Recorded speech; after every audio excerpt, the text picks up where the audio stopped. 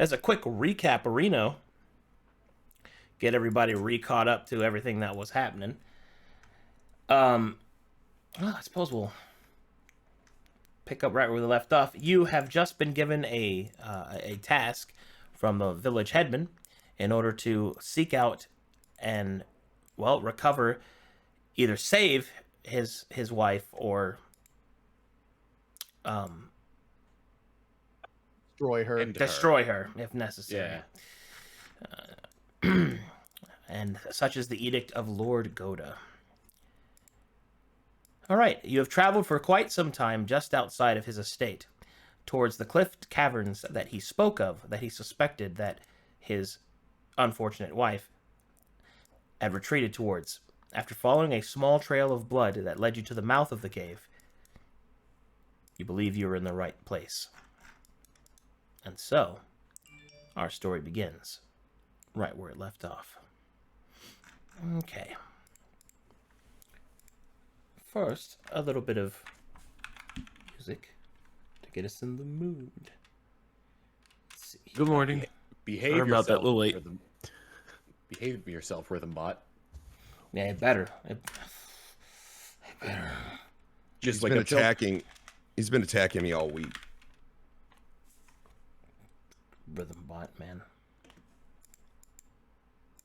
Better not give me For those of anything. us that don't know how to take part in the Spin Rebellion and forgot the commands for that, If you go to the general chat in the Dungeons and Dragons room there, Sci-Fi posted a picture of the map tools shortcuts.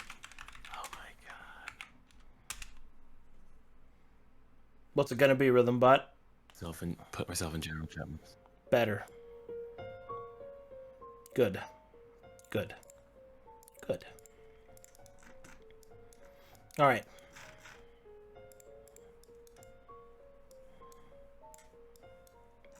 And so, your journey within begins.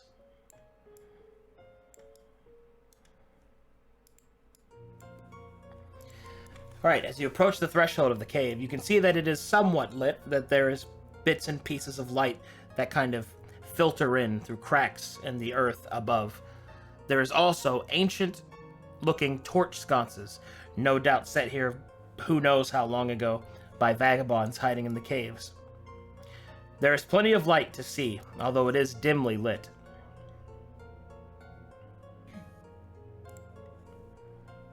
Koki kind of prepping for the danger. Koki's tail kind of retreats under his robes, and like the rest of the party can't see it, but he's got like his tail wrapped around his around his mace. Oh. Yeah, Elliot's still in stealth, I believe. And he's just kind of following as stealthily as he can the group as they travel through. Is it well lit enough for anybody who doesn't have dark vision? Are you saying that? Yeah, you can see. Okay, cool. Okay, cool. All right. And there's like torches on the wall. You're saying like there are keeping this. There are like, sconces, meaning okay, old placements for torches, but they are not lit. Okay, gotcha. I need to break the immersion, but I don't think I can do any tool shortcuts or click stuff. I don't know if I have complete control of my character. You have. Oh, it's because you logged in with a different username. Oh yeah, I turned him into Jerry. There you go. Now you should be able to. Thank you. Oh, classic Jerry. Well, I will. I have my maul out. And I'll just look at the others and just say, well, I suppose I'll lead. All right, go ahead and set your party into formation, and I can move you together. Koki will follow close behind. Jerry's gonna go right in the middle because he's a coward. All right, and you're off to the side scouting. Yes. All right. Perfect setup for a lightning bolt. Excellent. Good job. There we go. Everyone hold hands. And so the party moves forward, carefully and watchful. When you get to about here, you can see that the cavern opens up quite a bit, more so than perhaps you expected. It's great kind of shale rock walls move up about 15 feet. The ceiling appears to be made out of a mixture of soft, molten earth atop what appears to be kind of rock that seems to be hewn from a larger piece of stone. So you do not believe that these caves are natural.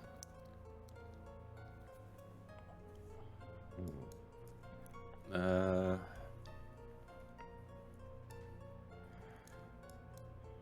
appears this was either now or previously a domicile of some sort. Koki can't help but notice the rather large blood stain to the right. There is. Koki breaks formation and goes to investigate the blood stain. As you get closer, you can see that the blood here appears to be old, stale, and stained into the stone. Upon further inspection, you are able to determine that although this blood is stained here, it is so old it is unlikely to be attached to the person you seek. Excuse me. I relate this to the rest of the party. Koki has determined that this blood is too old to be related to Lord Goda's wife.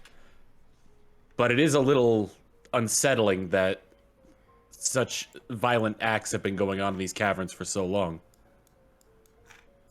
I'd like to look around for any sort of writing or, signs or anything. Okay. Well, everybody go ahead and make me a perception check.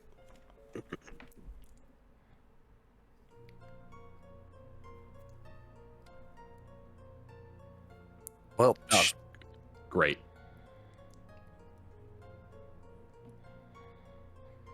Nice.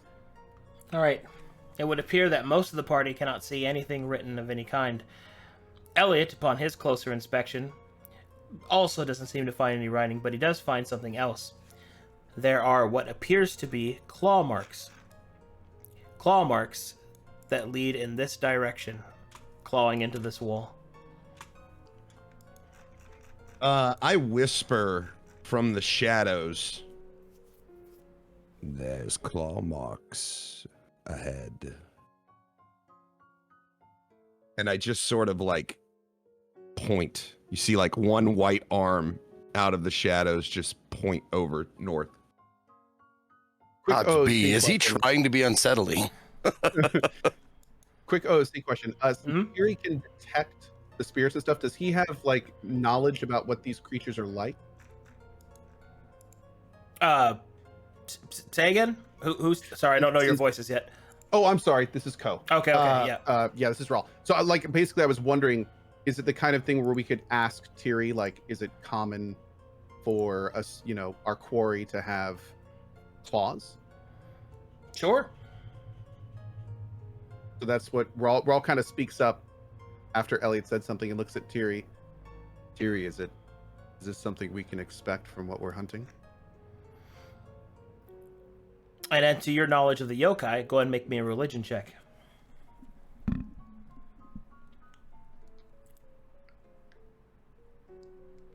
With a 4. No, I'm certain of it. It's nothing I've ever seen before.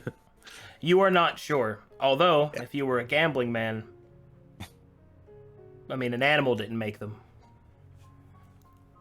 I'm gonna whisper. Oh, go ahead. The nature of the scratches and how deep they are and how strong the stone is, it doesn't appear to be a normal animal that made these. But as far as it being a demon or yokai, I can't be certain. Shall I explore ahead? Rawl kind of nods at him.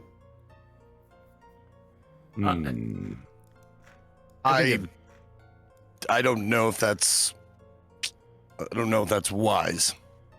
Caught out alone would have less of a chance.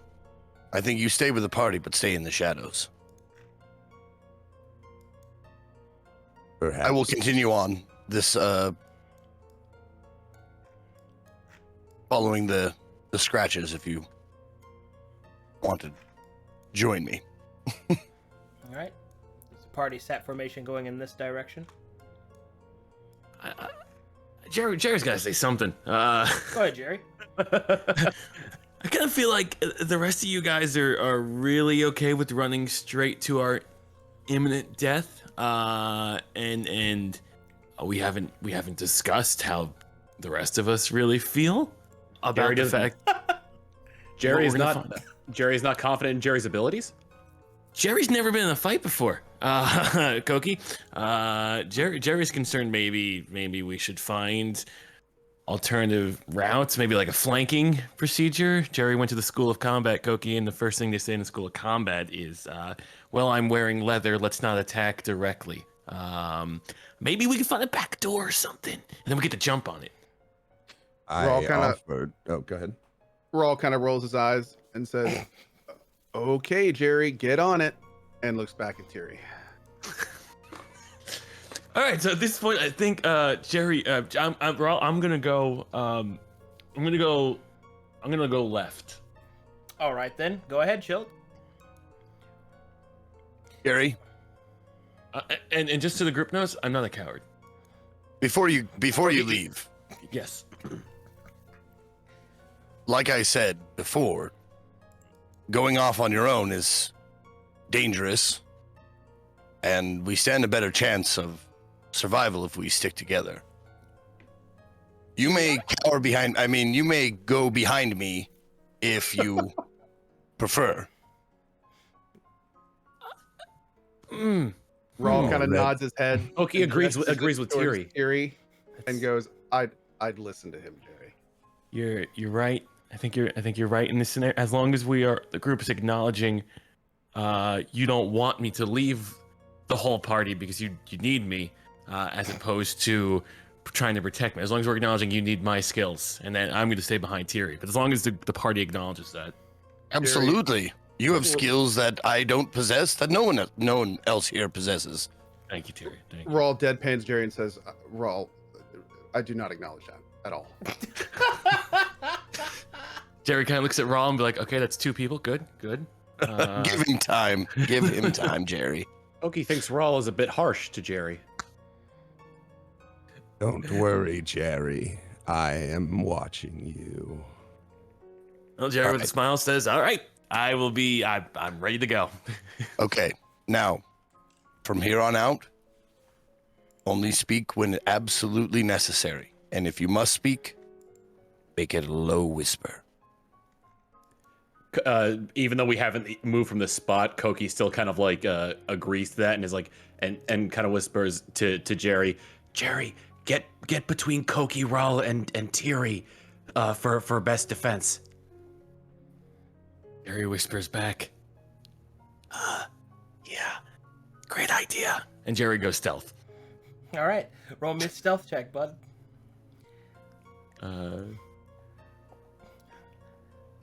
And I go stealth. All right. Much like Elliot had disappeared into the shadows, Jerry uses his not coward powers Yeah, to thank you. disappear from sight. Okay, I will lead Koki it does- forward then. Koki now doesn't know where Jerry is and is just like, "Jerry?" Jerry? Jerry? All right, so the party moves forward. Careful. Until they get to about here. Quick OC question: what is that red dot when you're moving? Is that the center of the formation? The red dot? Oh, Yeah. I know what you're talking about. Okay, let me show you. So normally you walk around like this, yeah? Well, you can right click and the red dot is a anchor point so that you can cool. go around corners and stuff. Very cool. So you okay. can like turn and stuff in tight hallways and things like that. That way you can kind of measure precisely where you want to move. Thank you. Yeah, that's what it is. Especially helpful if you're trying to like not step in acid or something. Yeah, or in an enemy's area of effect, or Yeah. Or for example, walk through a fountain in Lord Goda's estate. Just an example. one of those things. Purely hypothetical. Purely, I promise you. All right, and when you get to about here, you see this. You can see a wide open cavern with 3 stalactites. Lights are from the ceiling, mites are come up from the ground. stalagmites. And then you see over here that there is a large a pool of water that seems to be very hot as steam is kind of coming off of it. But there's a couple other problems. We would like to call these a problem. You see this.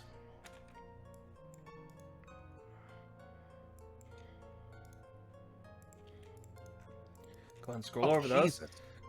So you see what appears to be handmaidens wearing peasant clothing. They seem to be washing their own clothing in the water. But you see that their skin is scoured and seared.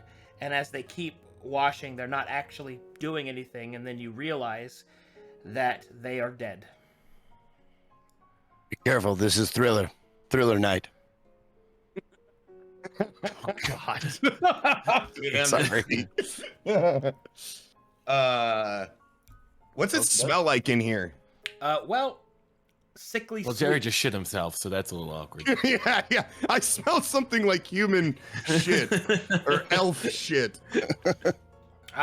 Fear leaving the body. Smells something coming from the shadows. Roll a smell check. All right, I put up my hand, fingers spread out as if to say stop, and I do the whole point to my eyes and point to them. Koki is visibly uncomfortable by the presence of the undead.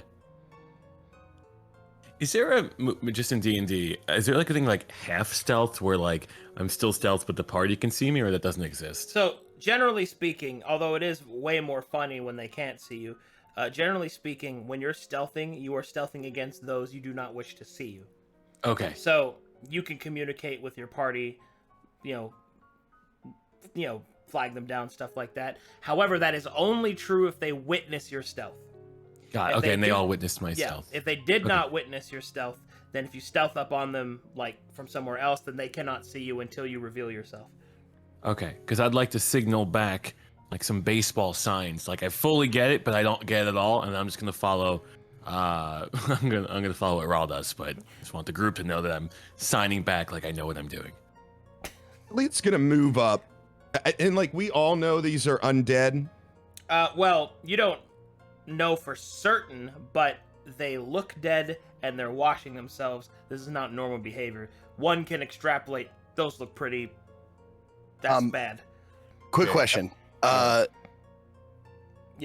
I used this once before. Is it something? If I use my divine sense, Yes. would I get the impression that it would alert them or not? It would not. Now, Okay.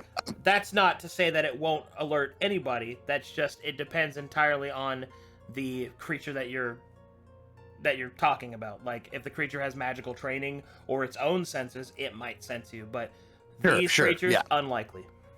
Okay. Yeah, I was just more talking about like, do I have to say shit out loud and they could, hear me or whatever? But No. I would love to throw on the divine sense to see if we're seeing all of them or if there's some hiding, around us or whatever. Okay, make me a perception check and a religion check along with that activation.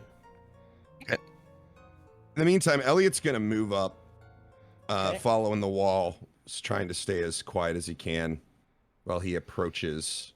All right, with your closer There's look, my religion make me a perception check, Elliot, since you've gotten closer. Sure. and my perception. 15 and Oh, 18. wow. All right, with your perception and your religion, as you look closely at them with divine sense, you do confirm they are in fact undead, but you confirm something else. There is another presence. This one, however, is a fiendish presence, but it seems to be coming from the other side of the northern wall.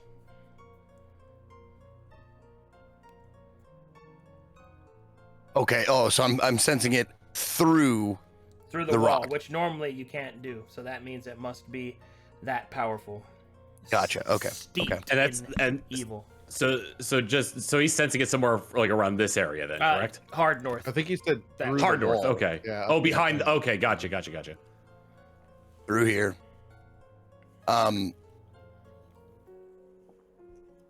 Yeah. So I to anybody who's not like in the shadows, which I think there's only 2 of us or 2 of them besides me. I let them know. These are undead, but there is a stronger presence on the other side of that wall, and I point on the other side of that wall. I'm not sure if there's a passage or anything, but it looks like solid wall. But just be aware, the yokai is here.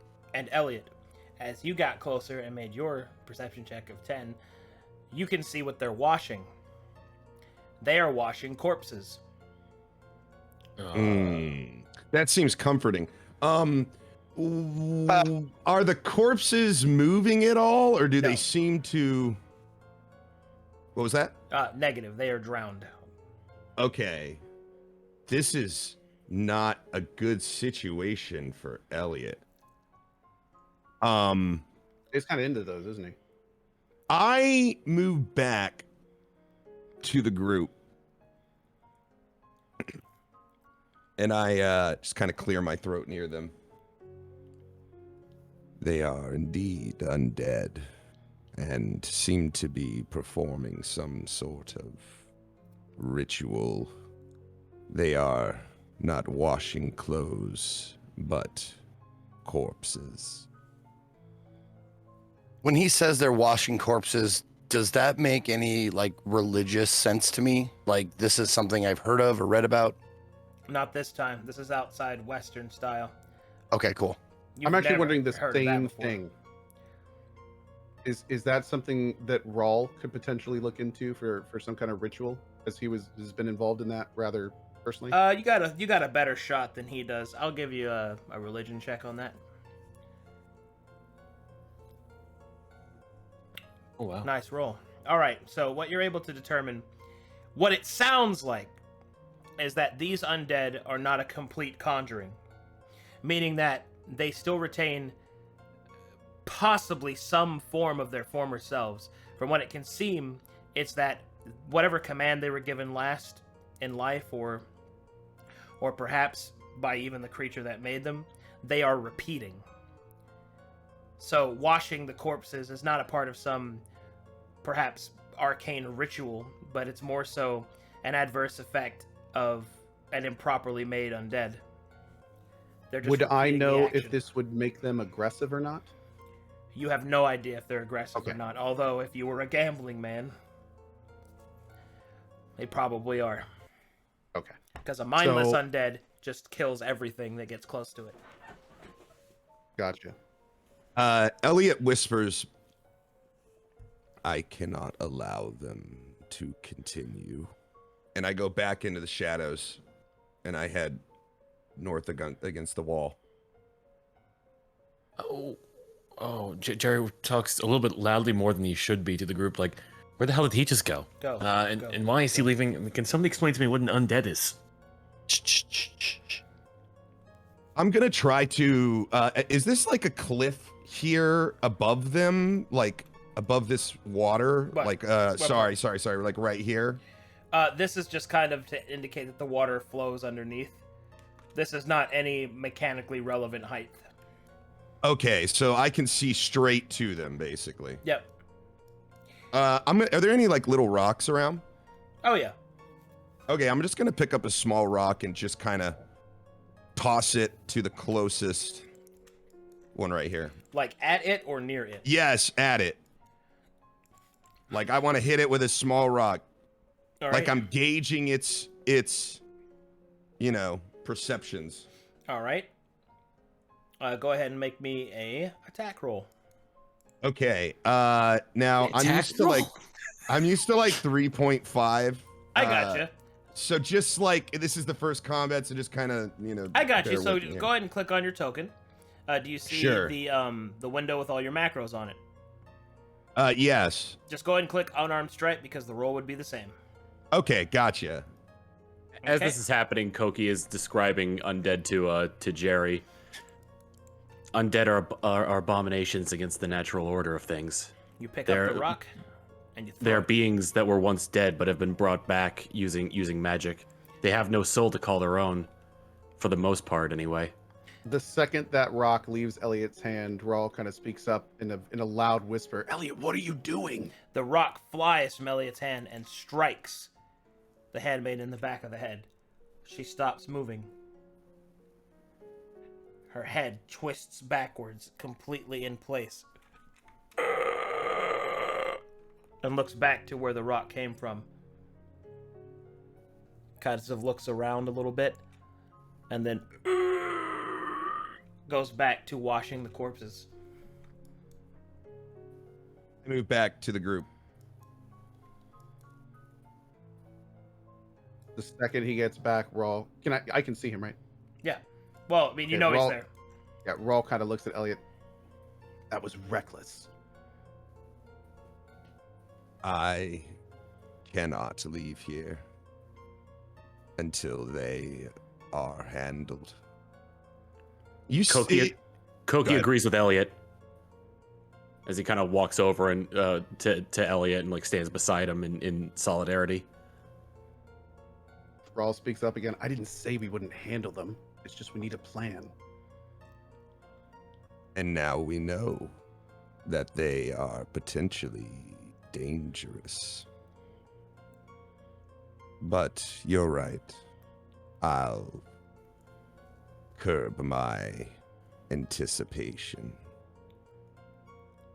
Rawl kind of arches his eyebrow at the word choice of anticipation. This isn't our mission. Yeah, I'm agreeing with the stone giant over here. This isn't. What do you mean anticipation? What do you mean? Why don't we just go around them? Not that I'm saying I'm afraid to fight them, but just saying why don't we just? They're not our. Yoki's not here. The wife's not here. It's not like we're gonna interrogate the undead. Goki said these people don't have souls. So Rawl speaks up again. If anything, I think I've seen this before. I'm pretty sure that these are unfinished summonings. Those people, or whatever you call them at this point, may be doomed to repeat whatever they're doing for as long as they're physically able. Kind of looks over at them. They just keep At walking. this, Elliot speaks up. They are a mimic of some sort, or there is some greater source of power that compels them. I'm asking. Rawl kind of shakes his head. There's no way to know that without knowing the ritual, but whatever it is, it doesn't look like it completed successfully, and he kind of looks around the cave. It doesn't look like anyone's coming back for him. I am willing to follow my new friends and not attack these abominations. There's no reason to give away our position at this point. If you're still eager to dispatch these creatures, we can do so after we have dealt with the yokai. Rawl nods at Tiri. Gary also nods. I point back the way we came, and I start moving. All right. The party. Elliot looks back one time before they leave, almost like in a forlorn kind of way, and then follows the group. All right. The group returns. Koki does something rather similar. Jerry has a little bit of cogs grinding in his head for the first time all day. He's wondering if the claws that were on that blood stain, if they're related to those undead at all, or maybe we just missed something in the whole area. Maybe Jerry speaks to Rawl because Rawl seems to be the only reasonable one here. Rawl, those claw marks. Not saying we should go and find out what they were, but those claw marks. You think they belong to those the politicians up there, the undead, whatever they were up there, whatever the ones with the no souls? You think they belong up there? Rawl's eyes go wide a tiny bit as he kind of realizes that Jerry thought about something he didn't, and then kind of narrowed his eyes a bit and said, "Well, there's a chance that they've been washing for so long that the flesh is worn down from their fingers, and all there's left is bone. Which could, but at the same time, I really have no idea. We'll have to check on the way back, like Thierry said. That sounds fair. Okay, no, Jerry just completely agrees. I think Rawl could have said anything and he would have agreed, but he agrees, and he definitely not a coward. Runs with the rest of the group. All right, the group returns to the main antechamber. Arcadum, would you prefer that I roll another stealth since I did an attack? Because I do want to continue. It wasn't stealth. an actual attack. It was just a stone toss. Okay, sure. You're fine. You're fine.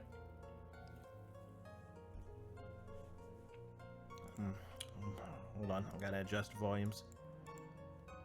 Yeah, just real quick. Hey, chat. I've got them all turned to maximum. Turn your volume up. Okay. I don't know what else to tell you. Can Jerry roll a perception check? Yeah. Jerry would like to perceive why he's in the front lines. Jerry corrects this. Okay. That's better. I'd like to look around the walls of the cave to see if there are any other like distinguishing markings that would lead us in certain directions. Well, as you kind of start looking around, go ahead and make your perception check. Okay. Oh, I don't have Koki selected. Go.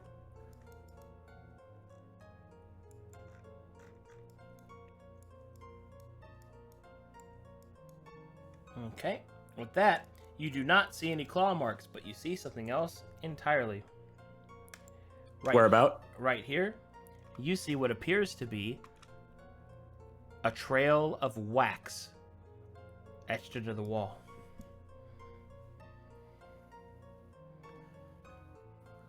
Koki sees a trail of wax etched into the cavern wall here.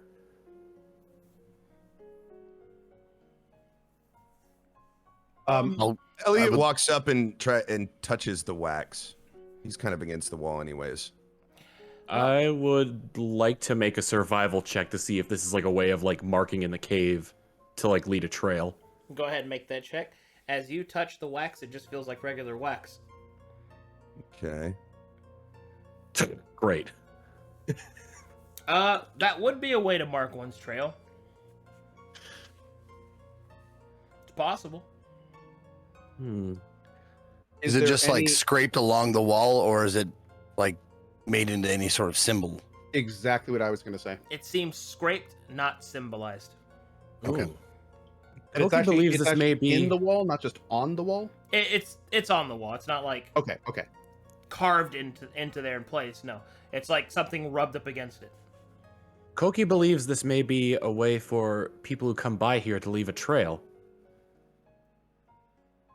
And Elliot just kind of grumbles a little bit, and he puts his finger on the wax and he trails it across the wall as he walks down in stealth in the shadows down the pathway.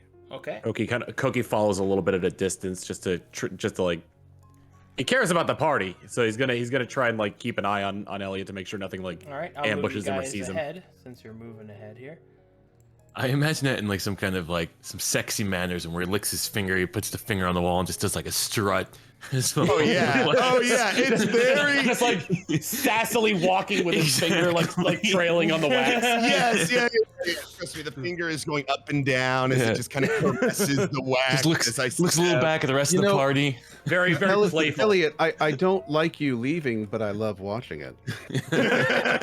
Hate to see him leave, but I love to watch him go. All right. When you get to about here, Elliot, you notice something. There are individuals, like looking creatures, that appeared to be wax sealed against one of the stalagmites. You see these creatures. Interesting. Now, when you say wax sealed, they're like alien, like they're like cocooned up against the wall, like. They're almost like the wax from their candle formed are kind of scraped against the wall, and they look like they're stuck. Interesting. So it's not that these are like creatures in wax. These are creatures of wax. Made of wax. Yep. If you scroll over Okay. their token, you'll see the art, which is Ooh. accurate Oh, gotcha. and okay. custom made for everything, by the way. So enjoy. How do we make their art bigger? Is there a way to do that? You can just scroll over it. You can right click and you can go to show handout to have a maximum sized art. Right, like show handout. Oh, wow! Look at that. Yeah. As soon as I get to the end of this wax and I see these creatures, I do like a step around 180, and I Nope. go. No, I was just kidding. You're like, Oh, nope, You're like, no, Sorry, he's saying that you're noping out of there, not that. Yes, no, you I can't am do that. noping. I am noping, and as I Sorry come back about to, yeah, Cookie. What did Elliot see? I am not sure. Candles come to life. A curious thing. Perhaps we should move back to our friends. Cookie concurs. And yeah, I keep moving all the way back to the group. And when I get to the group, Where did those others go? Did they sneak off again? I'm right here. Jesus gods. I really wish you would stop doing that. I don't want to scream and alert everything in this cave. Stands there. Ah! Oh, say Cookie was something. with Elliot. Sorry, I didn't mean to say I don't know who Jesus is or anything. Oh Jesus, whoever that is. Your friend sounds pretty cool. Jesus. He actually is. I have some pamphlets if you would like to look. Oh God. We will discuss later. He might also be undead. We're not really sure. I tell the group after I startled Terry. I just tell them, there are creatures made of wax, it seems. I have never encountered such entities. There are 4 of them. They are burning, but only slightly at the top. I gotta ask. So you're telling me you're fascinated by the undead up top. You want to engage them. You're throwing rocks at them, but the wax museum, no dice. Elliot, I'm a little concerned. I invite you to see for yourself how unsettling they can be. Do they appear to be alive? Well, as alive as you can assume. Did I see them moving? Like, did they look alive? I mean, they have. you called them creatures. They have so- motion. Emotion. Am I at this point? Jerry's still stealth, right? Yeah. Can I invite Raul and Tiri up there so we can get a look at this? Assuming they want to come. Like, hey Raul, hey Tiri, look, I think it's our time for us to shine. As team not a coward, stay behind. And maybe we should go see what they were looking at. Maybe we put our little 3 peanuts together and come up with a better plan, you know? Did you see a path forward past them, past these candle people? The path did continue. It seemed to continue on, although it would be difficult for me to sneak past with their Very well. lit heads. I don't know how to say it. I just kind of look at Terry, look at Jerry. Looks like that's our only way forward. But we have 2 other paths we have not yet explored. The path to the far left and the path to the far right. Yeah, but this is our time to shine right now. This is our time where the 2, well, I don't want to be rude to them. Our 2 stalwart leaders decide to hitch it, turn tail. We can go take a look and see what's up there, and maybe we can move past or something. But if you don't want to come up, I'm not saying you guys are cowards, but if you don't want to come up and we just take a look, it could be maybe we could help contribute to the group. I'd love to do that. It might be my first time. Well, when surveying the battlefield, it helps to know all the paths of Exactly. of Jerry. attack and egress. So we know those candle people are up that way. Oh, We you were know disagreeing there's with me, the damn it. Okay. the gotcha. washers up that way. We have 2 more paths to explore. Koki is very impressed by Jerry's fast talking. Koki can barely understand what Jerry is saying. Well, at this point, if I want to take wax off the wall, how would I have to roll for that? No. You can just get a Okay. dagger and just get some of it off. Well, Jerry's gonna go collect some wax, and he's gonna write on the floor Jerry's path within the wax, so everybody knows this is Jerry's idea. When we come back here, this is the path he wanted to take. And every enemy will know that too. If they could read, Tom. If Jerry could read. Ha, joke's on you. I can't even read. Elliot speaks to Rao and just says, "Do you know anything of the creatures that I have seen?" Beat me to it. I was wondering the same thing. All right. Would You that said be- lead would me that be- to it? Oh, no. I said I was wondering the same thing. Okay, sorry. Is there a check that I can roll for that? Or should I? For what? I'm a little hesitant. What's your question ahead. specifically? My question is, do I know anything ritualistic about any type of wax people? Yes, go ahead. Make Animated me an wax Arcana check on that one. Arcana check. All right. With a 15 Arcana check, you're able to extrapolate that there are many different constructs that exist, and this certainly seems to be more of an outlook of a construct than more of an undead. But there is a certain unsettling piece of information that Elliot described to you when describing what he saw, and that is that these creatures are bound. Their arms are bound, like almost as if they were imprisoned. So Raul kind of speaks up. So, biggest thing about these is they're probably constructs. But the issue that concerns me most is definitely that they're bound, which would probably indicate a lot more danger to us if something were to happen. He kind of nods his head towards Tiri.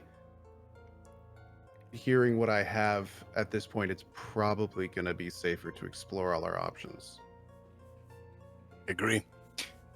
So, we know what's down these 2 paths. I suggest we head down this path, and I point to the far left path, which would be my right now, since I'm facing the other way. Elliot point- just gets to work and just starts heading down the path. I mean, All right, go he's ahead. getting a set little more yourselves up. comfortable. Set your guys up in formation, looking towards the west. Jerry's just crossing his name off the path. He doesn't want it to be Nope, Jerry's nope, path anymore. Nope.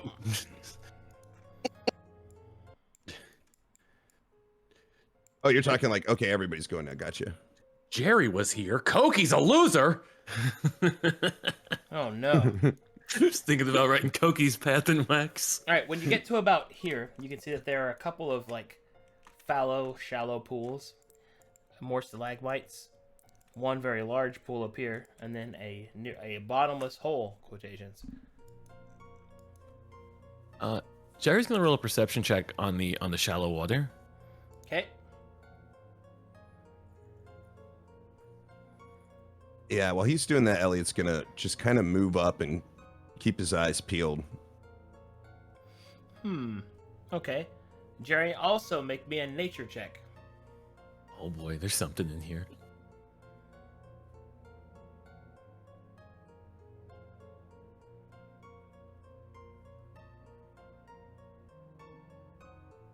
Okay. With a 15 nature, I have good news. As you carefully study the water, you can see that it has blood in it, stained blood, and scraps of clothing, not unlike that of the creatures that you saw washing the corpses. Now this has a whole plethora of useful information wrapped inside of it. If that has floated here, then that means that the water is connected to different places within the cavern, possibly ones in places that you haven't been to yet. You also notice that the flow is constant, that the water is actually not stagnant, which is a very important thing as well. Jerry takes it all in, writes it down in his little book, and keeps it to himself. No, he's gonna approach Rawl real quick. Rawl, I did something. I went over to the water. I wasn't looking for gold, I swear. I thought I saw something glimmer. That wasn't what I was there for. There's more blood in the water, and the water's moving, which means I think these two ponds are connected from when the undead were doing their washing, which means this whole system is connected, which also means Elliot's probably going to get aroused again if he's first to lead, because there's probably more of those undead there. But this whole system's connected. Rawl kind of chuckles a bit at the Elliot comment. That was a lot. And then goes, that's good to know. If we need to get somewhere we can't get to or get away from something quickly, that might help us. Wait, Rawl, you don't suggest we're gonna jump in the blood-infested water where the undead were washing and bathing the dead and use that, correct? I'm not no nature man, but actually, Rawl, I don't know what any of this. All right, I'll agree. I'll be right here. It's gonna As keep he going walks- down the tunnel. As he walks by him, Rawl just kind of offhandedly mentions, "It's okay. I've bathed in blood plenty of times. It's not that bad." Just be wary of the water. This might be how they might be Sorry, it's muted. amphibious. Koki thinks we should be keeping up with Elliot. When you get to about this point, Elliot, you can see an entire Pronoun. what are they called?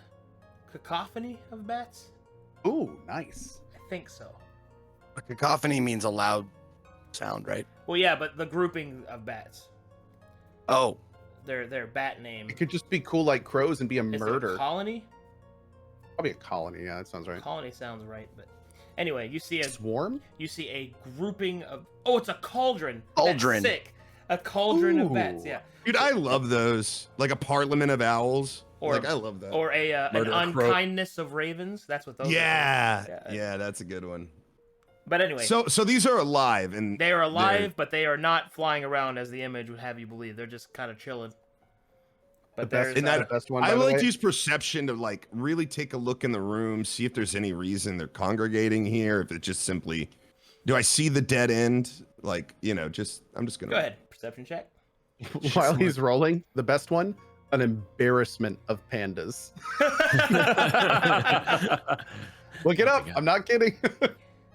A blessing of narwhals, I think. A crash of rhinos. That one's a good one.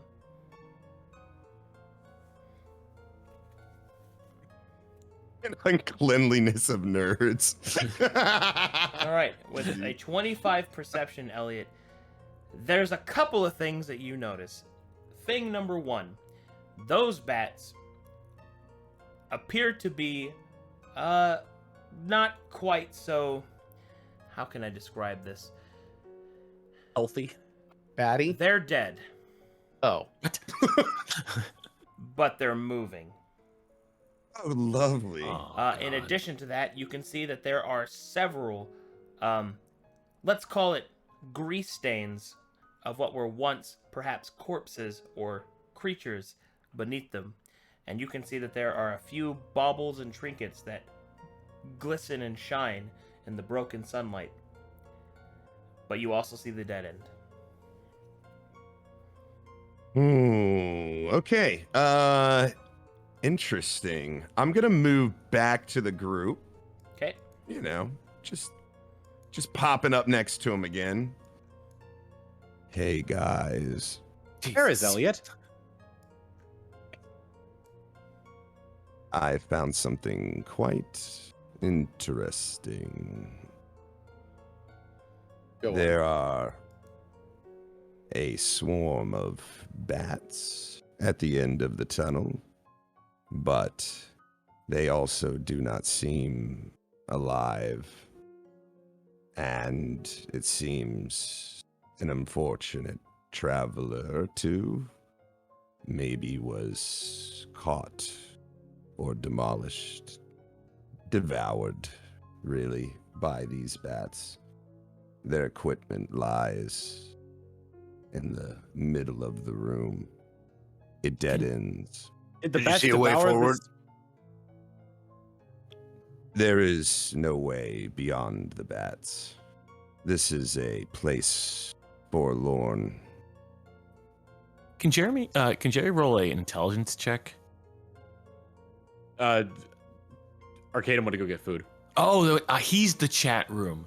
Oh, Yeah. he's the chat. I didn't know who chat was. When that popped up. When you were scouting, did you see any other pools like this one or any? You said there was a dead end, but while you were away, we found that, or Jerry found that these pools are interconnected. Yeah, Did you I see give any him, more of them? yeah, I give him a quick rundown of just the two pools and then the hole that I saw, but it was just brief. Koki wonders if bats are dead. Did Elliot manage to see what equipment was there from the former traveler? It was difficult to see. Something glistened in the sunlight. There is a small amount peeking through the roof. You encountered no enemies whatsoever down there. Well, Well, nothing that would hurt us. besides the bats. Besides the undead bats? All right, I'm back. Well, What you guys I got? think we should go as a group then. I think this sounds great. We can all look. Before we continue, I want to let you know that this is a place that is sealed from Lorne, whom I follow. He and I find this place repulsive. The many undead we have seen, I would imagine we will see more. Perhaps a source to their power. And at this, you guys, even though like Elliot's kind of against the wall, you can see him sort of bristle. He is he's not shaken so much, but he is certainly, as far as you can tell, kind of like amped for Elliot. He's kind of a quiet guy, kind of, obviously morose, but some in his voice or maybe in his body or something's got him a little amped up about this.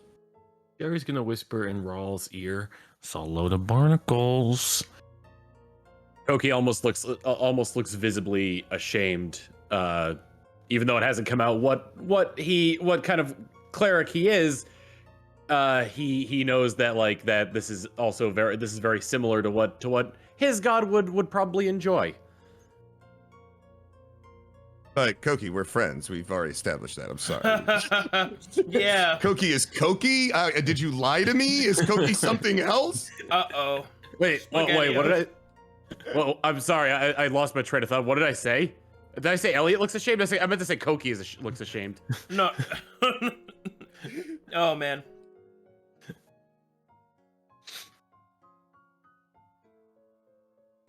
Seriously, what did I say? No. You basically alluded to what you follow and why you look a little uncomfortable after what he just said.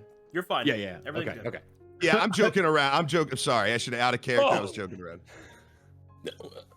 I think Jerry's the only one not picking up what's being put down here, and maybe blatantly asked the question. Is anyone else just uncomfortable by all this undead god talk? Just more concerned. Jerry's more of a man of the living. I'm just trying to, keep up with the speed of what's going on, and everyone else seems to be slightly more intrigued by all of this. And I'm just, yeah, I agree. It's a squirrel, Rex. I agree. While this sorry is about that. while this is going on, Rawl's kind of mumbling to himself. You see him kind of tilting his head back and forth, kind of like undead bats, possible loot, undead bats. Sorry about that. I do not seek such treasures. but I will assist you in acquiring them. Yeah. Did you see any other pools or ways forward or out? You said there was a dead end near the bats, but on your way there, did you see anything else? 2 pools, and a curious hole. And at that, Elliot sort of giggles a little. Then I will go forward until we come upon the other pools that he mentioned. All right. I just kind of whisper, follow me. Oh boy. And this, when you get into the room, is clearly where there's the hole. I kind of like point out the hole to the north and the 2 couple of pools to Tiri. Yeah. Ah. Going to that hole. Beyond this is the cave with the bats. Okay. He peers over the edge of the hole to see what's inside. As you look over the edge of the hole, you can see that your vision kind of cuts off, and all you see is darkness, ominous darkness. But you do hear something inside the hole, the sound of rushing water. Koki thinks this might be connected to the other sources of water in here. Jerry already told Koki that, Koki. Koki thinks that this hole in particular is connected to the other source of water. As Koki already knows that the other sources of water are connected. Now I know this is kind of since it's not a land I'm super familiar with, kind of maybe outside of my purview, but is there like any sort of demon that I've heard of or yokai that travels via water? Absolutely. They're known as the Kappa. Okay. Oh God. The Kappa. Oh, what have you done to Twitch chat? Oh, Wait, God. are you kidding with us? Is this a joke? No, that's No, literally I'm what just they're kidding. called. But No, yeah. I'm just kidding. I know. So while the other guys are talking, Rawl kind of gets behind Jerry and grabs both his arms and kind of moves him forward a little bit, right towards the hole, and then quickly lets go and just kind of smirks. What now? He just did the saved your life thing. And then he No, I whispers, don't know. Jerry, I just saved your life. Raul, I don't know what to say, Raul. I'm flabbergasted that you would do. Thank you. Is there anything else you can tell me about the Kappa demons? Oh, the Kappa are yokai. They're not demons, although they can become them. But the Kappas are essentially they're water-based yokai, which act as kind of like the trader yokai. They kind of like a bridging gap. They talk to mortal characters. They sell them things. They collect things, and they are generally a positive influence on the mortal races. Okay. I'll relay that information to the group. So going back there, Raul. You almost had me. Oh God. So Raw believes there may be Kappa here? Those are just the kind of yokai that are in the water.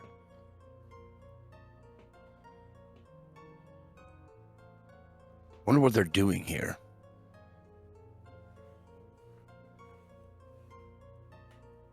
Elliot just says, these things are beyond my understanding. All right, as you move up to the larger pool of water, you can see something, a tunnel underneath it that leads to who knows where. In a tunnel, isn't a tunnel we can climb in, or do I have to roll a perception Swim check for through. that? Swim through? Okay. Would I have to roll a perception check to know that? No, I just described. You see it. You see it right there. Oh, okay, we can swim through. Does Rawl know if the Kappa are aggressive? Can they be? I mean, they could be, but they are generally the most amenable of the yokai. Okay. Okay. And they were in the hole. No. If the suspicion that there are yokai in the area, the water-based yokai are Kappa. That's just information given from... Oh, okay. That I did not actually say there were any here. Okay, so if yokai were to be here, then it'd most likely be Kappa because there's water about. No, Tiri was just speculating. He was purely speculating, like, yeah. The reason he was speculating the Kappa was because of all the water, right? Okay, exactly. Yeah. Can I roll a religion check to see what would appease the Kappa? I'm Yeah. pretty sure my religion's real high. Yeah, religion check, yeah. That's a 15. With the 15, Jerry, you know that the standard offering to a Kappa is either just some small nomenclature of coins, like, jade or some of the lesser metals, Money. just paying them. However, there is one other thing that you can bring them, and that is snacks. They like food. Okay. All right. Like Beat him, cucumbers. Jerry.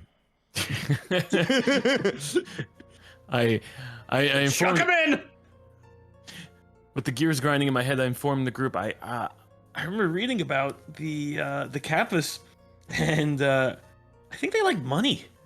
I think they like money and food. Raul can arch his eyebrow. Who doesn't? Well, you're absolutely right, Raul. But my only concern is I don't have money or food. As I kind of gesture towards the "what are we still doing here" moment. Excuse me. Do you think Sorry, placing food on the water is enough to lure them, coax them from where they are? I mean, it's worth a shot. Although checking my backpack, I have 0 GP and unfortunately did not pack any food either. So I can't contribute to this. And do we even want to disturb them? I mean, I just think maybe if they attack, maybe we throw money at them. Well, I don't think it would be disturbing them. They're creatures of commerce, and they might, for a price, be willing to help us get the lay of the land. Perhaps get a better idea of where our target is hiding or Can living. Jerry use like sleight of hand or stealth to check how much gold Tiri has? Sure. Which as would opposed to asking. yeah, what would that be under? That would be a sleight of hand check, which is... I mean, you're Fine, literally thank you. going to be stealing his money to count it. Yeah, a 10. What would he have to roll to Make a counter that? perception check, Tiri. Deja vu. 18.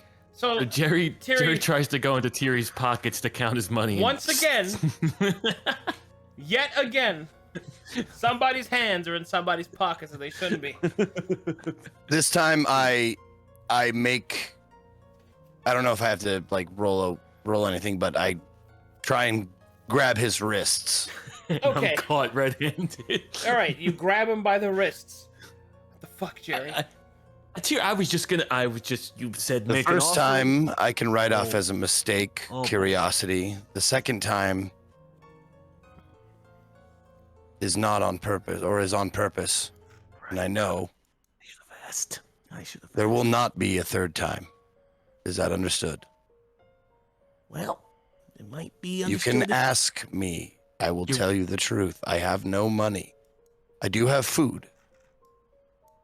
You know, I feel like I'm learning a lot about people, more so than school's ever taught me. Permission, and that's important, and that's my bad. Jerry mutters under his breath, "Wait until I roll better, you son of a bitch."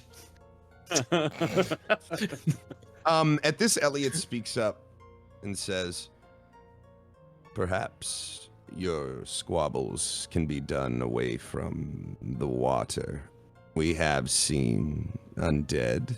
I do not know about these Kappa you speak of, though the undead do not breathe, and sometimes lurk in the waters. I would not go in, I would not fall in. What would you say about throwing some food? Because the undead do not eat. I mean, they do not eat our food. They eat us sometimes. But if I threw a bit Jerry of raises tack, an eyebrow to that statement. if I threw a bit of tack in, would that be acceptable to you all? Oki sees Life. no harm in it.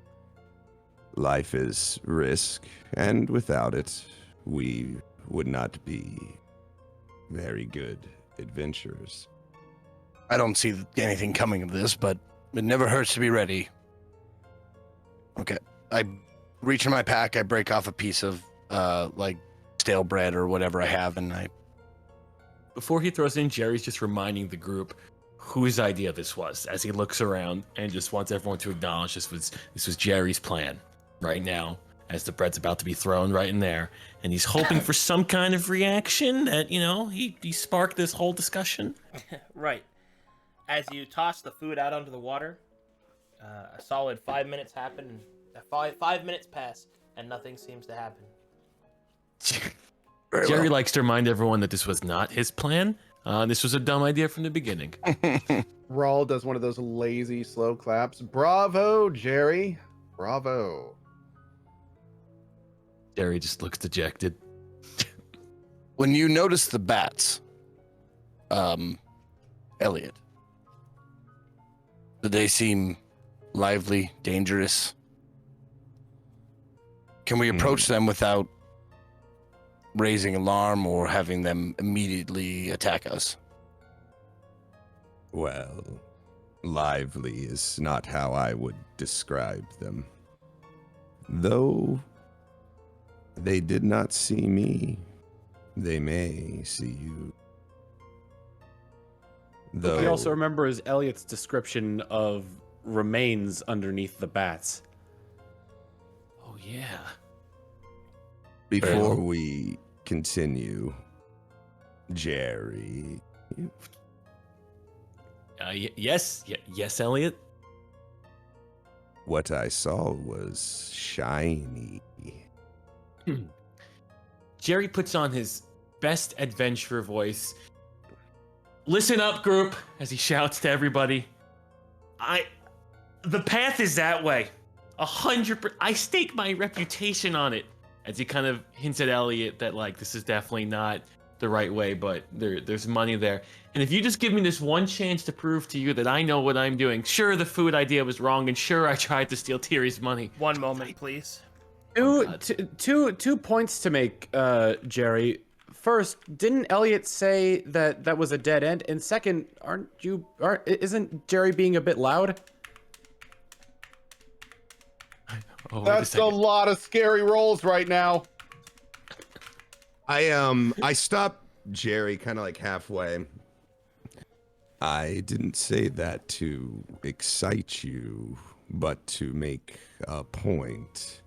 Oh. Would you be able to control yourself and make a smart decision?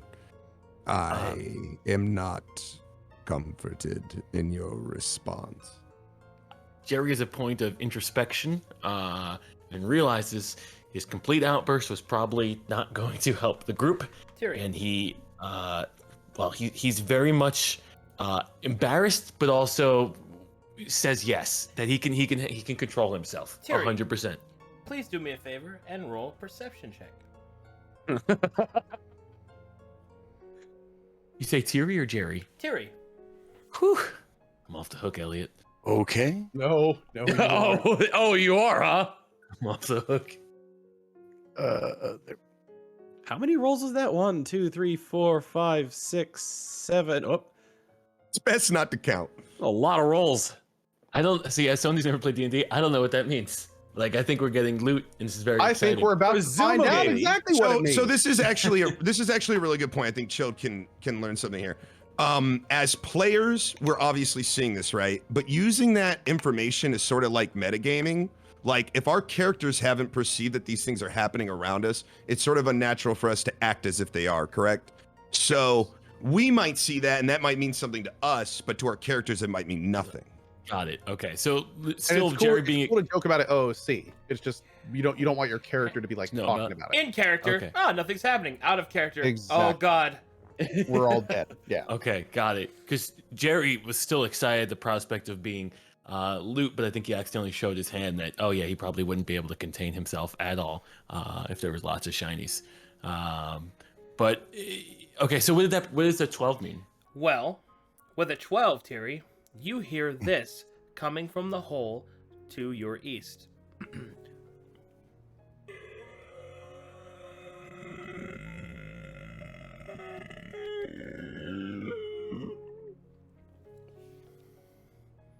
Did Thierry Wait. just fart? to be clear, that is the hole that we heard rushing water in, but we could not see the bottom. Mm-hmm. And that came from the hole? Tiri's bowel is impressive. Furthermore, you hear this.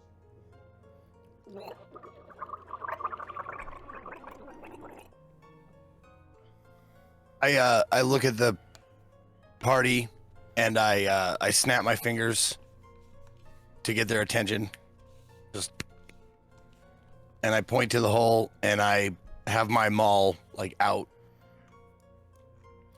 Just in time, as a hand appears over the lip of the hole.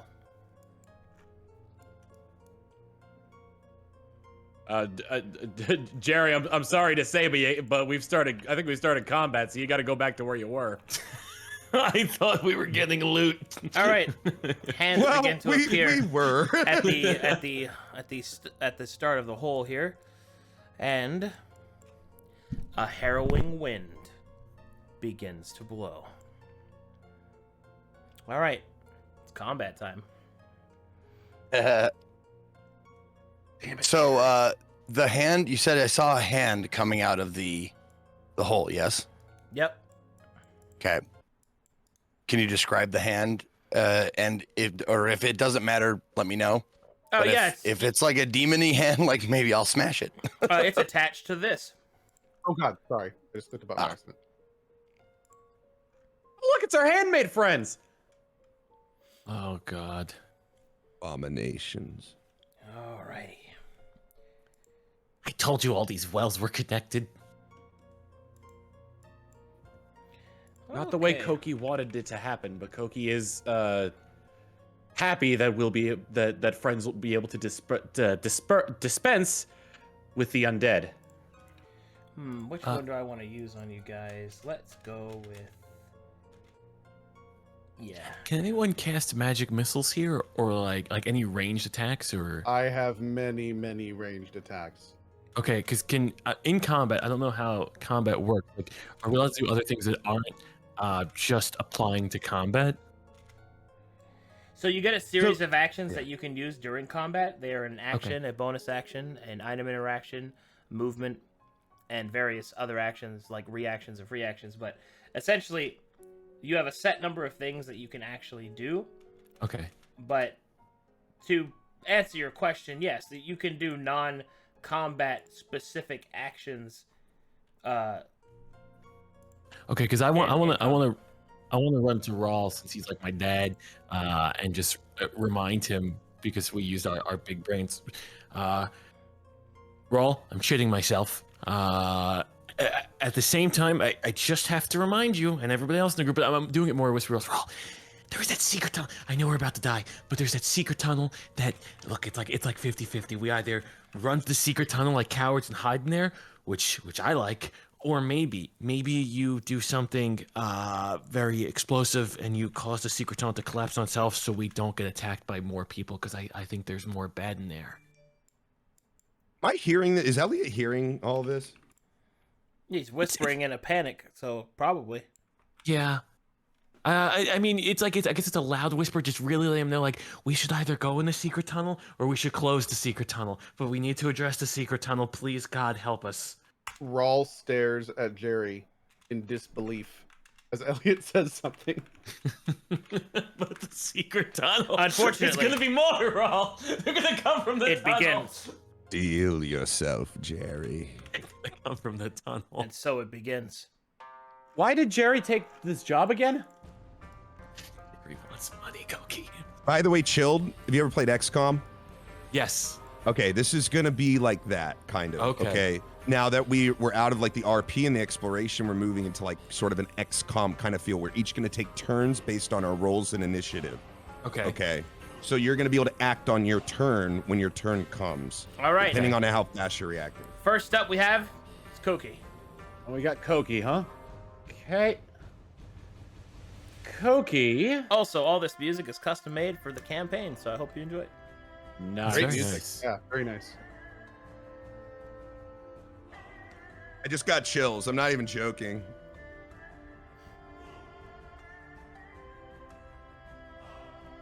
Koki's going to move here. And Koki's tail's going to emerge from under his cloak, and he's going to hand his mace into his hand from his tail. And I don't think I have any spells that can reach that far. God, I love the Mongolian throat singing in this song. It's so good. If I do have something, I'll cast it, but let me see. Oh no, that's good. That definitely has range. I'm going to cast a Sacred Flame All right, you should have a macro for it. on Handmaiden 11. Yep. DC 12, dexterity saving throw. So, Chill, to catch you up, he just cast a spell on me. Now, his spell doesn't have an attack roll, so it causes damage. But you see where it says underneath Sacred Flame there, DC 12 dex save? Yes. That means that I have to make a dexterity saving throw, which I'm using my dexterity to try and avoid the damage. Okay. DC stands for difficulty class and represents the number that I must meet or beat. Okay. So I have to roll a 12 or higher on my modified die to see if I beat it. If I fail, I will take 7 points of sacred fire damage. Yep, Okay. that's how it works. So in casting the spell, Koki kind of grabs at something under his Oh god. under his robe, and says in the Gekoi language, "Unholy fire, please burst forth from Koki's foes and burn to cinders."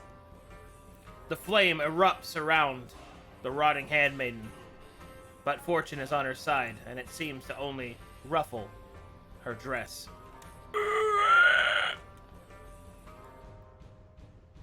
Elliot. Sure. All right. I'm going to move up behind Koki, out of the shadows now, Okay. and He's a coward. I'm just gonna whisper to Koki, "You have friends supporting you," and I'm gonna hold my action. If a zombie comes into my, attack, I'm going to unarmed punch. Ready, attack, swing. Got it. Correct. All right, here we go. Koki thanks Elliot. The creatures kind of just pour out of the hole into a crumpled corpse heap. They fall prone on the ground.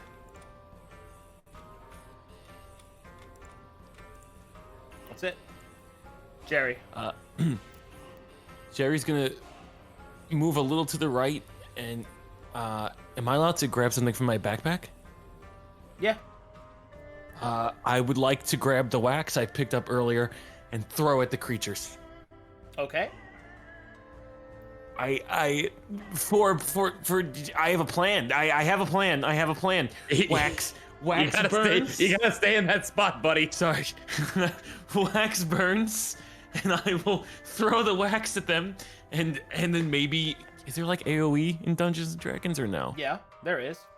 Okay, so I don't know how a bottle of or like a jar of wax would work, but I'd like to throw a jar of wax I've collected it earlier from the wall that had Jerry's path All right. written on it. Which target? I'd like to throw it right at the middle one, please. Middle one? All right. In that case, go into your token, click on your macros, and go ahead and click on dagger for me to represent an attack. All right. A small jar of wax cracks across the creature's head as it's on the ground, Yes. and it seems to cover it in wax. Yes. Jerry's working out. I guess that's my turn. Okay. Tiri.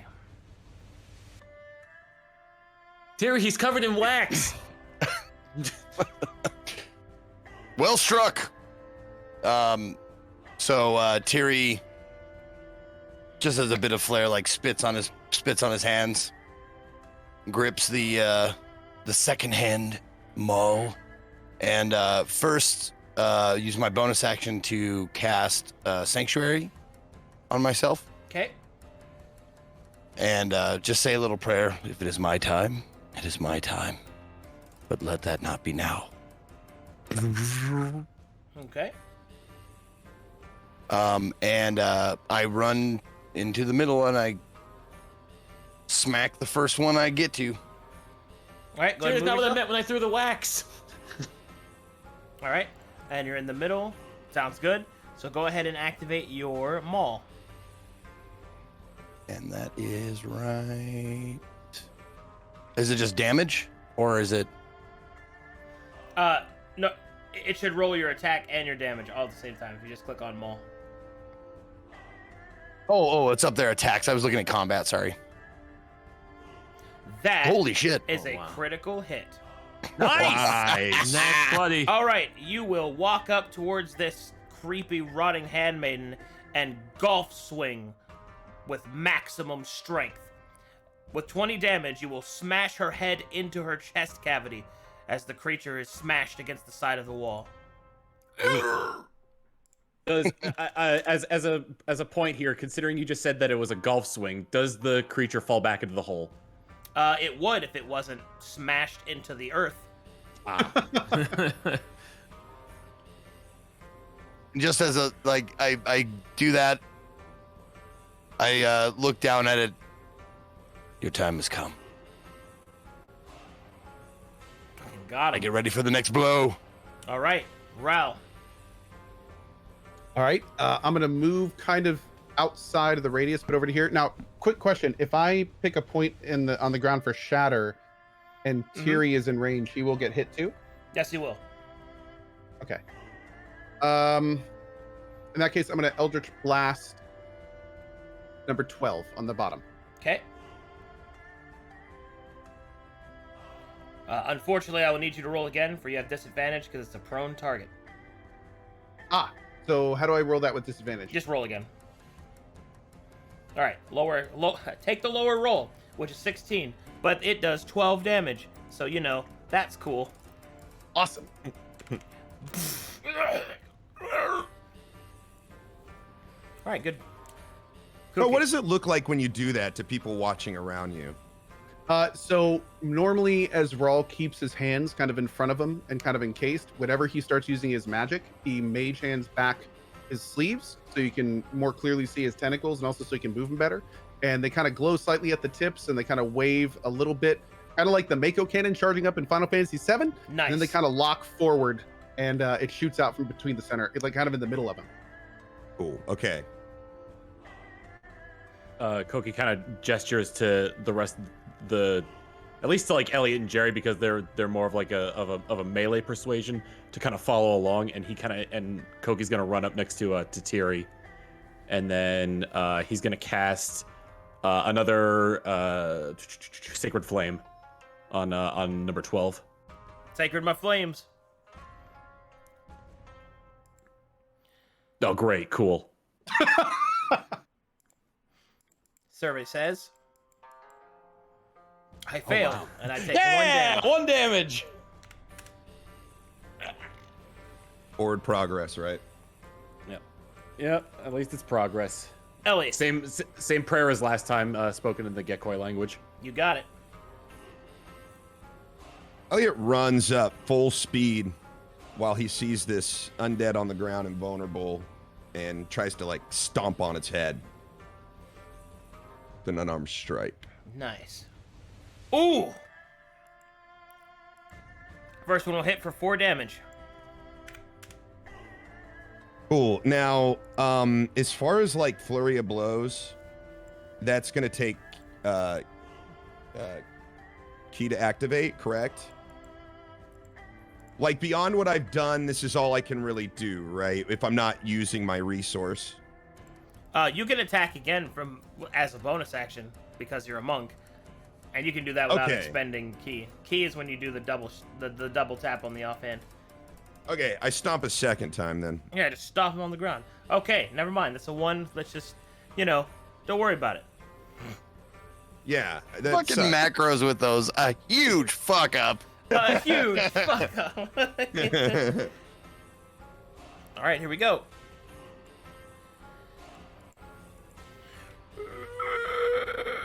The handmaiden will stand. And as they kind of stand up, you will see that they suddenly go from the lumbering, twitching, kind of corpses to they will crack into their own back and twist their arms around, and they will move forward with a blinding speed to attack their enemies. Swinging out at Elliot. First one will strike Elliot as it claws across the arm, taking 8 points of damage. His movement speed is reduced by 10, excuse me. This one will rush down Kuki and will miss. Perception checks, everyone.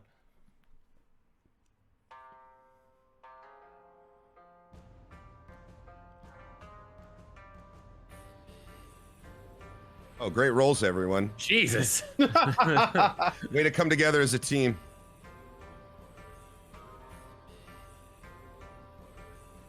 All right, with those perception checks, you're able to hear that there is yet more creatures inside the hole. You can hear the sound of their claws scraping on stone and earth. But what is perhaps more alarming is the smell. Not the smell of the dead, but the smell of something burning, getting closer. Jerry, was that you? Okay, no, okay. Okay, and that should be it for them. Jerry. Okay, so I have a 30 movements thing. 30 movements, right? Yep. There's okay. How far does the bow go? What do you mean by how far does the bow go? Oh, how far can I shoot an arrow? A bow and arrow. A bow and arrow can be shot, I believe, with a short bow, which is what you have, is 80, 160, which that means you can hit any enemy within 80 feet with no problems, and anything past 80, but up to 160, you can attack with disadvantage, but you can't shoot anything further than that. Got it. Okay. Jerry's conflicted on who he should help, Koki or Elliot. I move behind or by Rawl, and I'm gonna take a short bow shot on the handmaiden 12. Well, define help. Uh, Because Well, I guess because they're both being attacked, and I guess I'm trying to kill one. yeah, to yeah. protect- I'm just saying that because you're shooting a bow and we're in the way. Do you have specific ways to deal with that? Does your character? Oh, I guess. no worries about that. You don't have to worry about that unless you roll a 1. Oh, thank Gotcha. God. Okay. All right. Koki will all be right. fine. I won't roll a 1. I promise. Oh, So, do I just click the short bow attack? one incoming. Yes, sir. Oh, thank God. All right, let's see here. Unfortunately, a 10 is insufficient to strike your enemy. Your arrow, What? shaking, fires and misses, striking the wall. Shit. What now? Oh, I can do something else? You can move, yeah. And you're a rogue, which means you can use your bonus action to try to hide, or you can use it to move again. All kinds of different things. And I can only move 30, correct? While in combat? Only 30. How far is... You're gonna try and retreat into the water? Well, I could stand in the... I mean, it's blood-infested water. I could stand there at least, right? You can stand there, yeah. It's about ankle deep. Well, about almost shin deep there. I'm gonna move to the blood-infested water as my second move. Okay. Jerry starts developing sepsis. Jerry's going for that secret tunnel. Secret tunnel in the mountains. All right, Terry.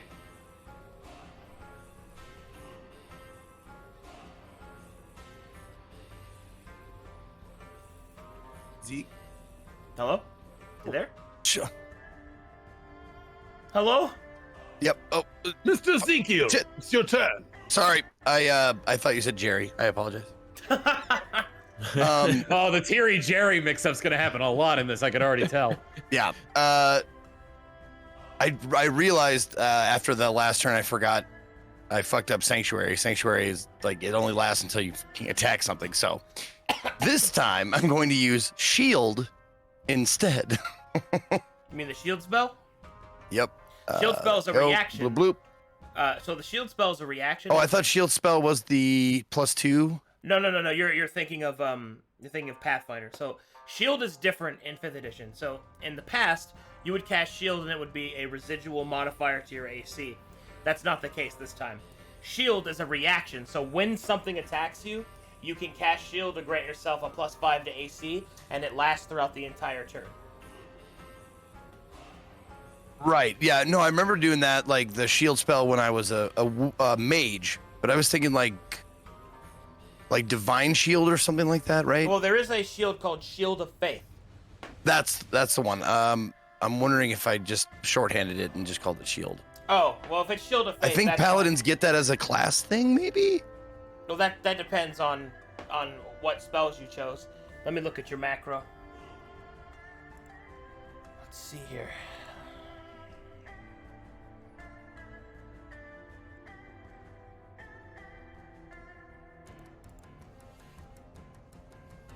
I think my token creator misunderstood one of those things, so that's okay. Who would you like to give shield to? So is it the 2 AC a concentration spell, or is it just the reaction spell? I believe it is the reaction. Let me go double check. Okay. Let me go double check something for you, because I believe that's a domain spell for you, so you can't change it. Let me go look.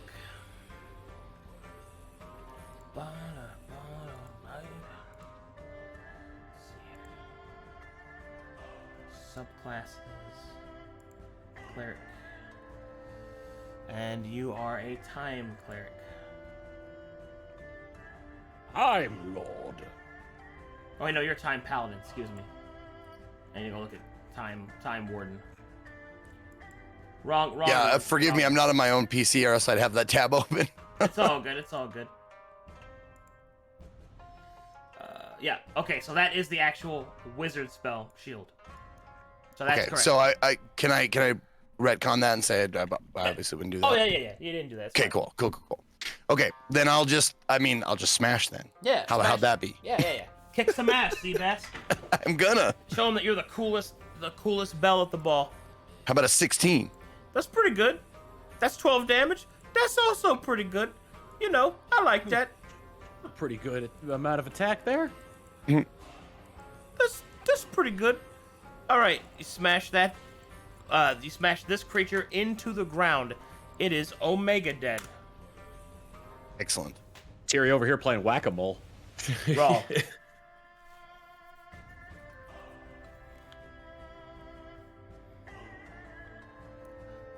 Okay. I think my Eldritch Blast has a 300-foot, so I shouldn't have any hard time shooting from here, right? Nope, you're Do I need to worry Eldritch about friendly Spear. fire? Say- Eldritch Spear, yeah. Say again. Do I need to worry at all about like friendly fire? Can I just shoot through the party? You're fine. The only time Okay. you have to worry is if you roll 1. Oh God. Okay. I'm gonna go ahead and blast the top guy. You You know, got just it. a 1 in 20 chance you blow us up. Well, actually, before I do that, Mhm. the last thing we heard from the pit is that there's a bad smell coming from it, sulfury, and also we hear more scraping and stuff, right? Yep, things are climbing up. Can I cast my AOE Shatter over the pit in an effort to shake things on the walls or hit Yeah, things on the you walls? can do that. Okay. Also, is there any way to put like a radius on the map so I can make absolutely sure I'm not hitting friendlies? I can eyeball it, but I can also just show you. Okay. So what I'd love to do is I would love to take Shatter, and I would love to cast it kind of right over the center of the hole in an effort to tag the guy on the left and also tag everyone in the pit that's maybe coming up. Okay, what's the Ooh. what's the radius you're looking for here? I think I have a 10-foot radius to work with. 10-foot radius. Okay. Boom. There you go. Bam. Perfect. Okay. Let's see here. 18 Shit, man, thunder I might damage. fucking even cave in the hole. 18 thunder damage. That's kind of the plan. Constitution saving throw. Fail. Yep. Okay. So 18 thunder damage as you summon forth a thunderous shatter. Creature is obliterated by the sound. Woo! Whoa! The weakened stone beneath it that comprises the entirety of that particular access point fails and collapses in on the creatures below. Yeah! There is Nice. a terrifying rumbling sound, and it feels as if the actual ground that you're standing on is getting far less stable. But Please don't TPK. Please don't TPK. about as soon as it started, it fades. Oh wow. Ooh.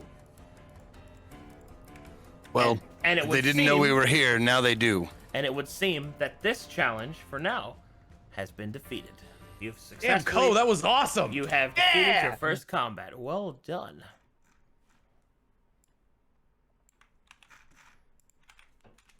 Fantastic. As Elliot's the only one who's taken damage, Koki kind of walks up to him and asks, "Is Elliot all right?" Abominations. Okay. I was sloppy. I Koki show my couldn't arm. agree more. I gotta go to I'm the bleeding bathroom. from my arm. It's a pretty bad gash. While you guys handle recovery, I gotta go to the bathroom really quick. Be right back. Is that something you'd want to take care of yourself, or would you? I have to ask Arcadum about something as well, because. What do you need to ask me? Oh, I want to use healing word, but it's not on my token, because we talked a little before about the fact Just that I do didn't prepare D4 spells plus before your charisma modifier. this. Okay. Yeah, heal which me, is big probably boy. 3. I'll be right back.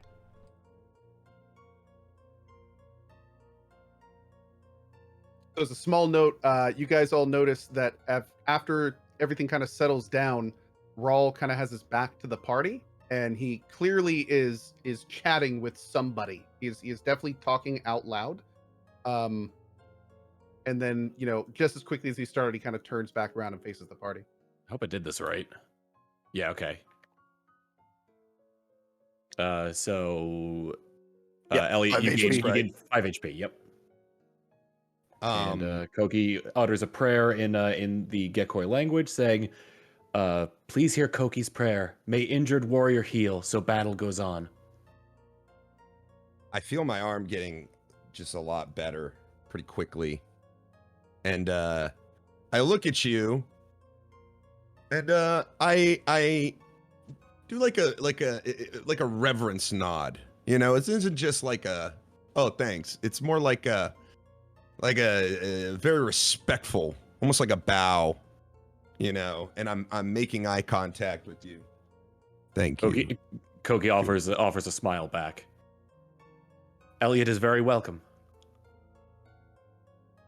All right. So where does that put me?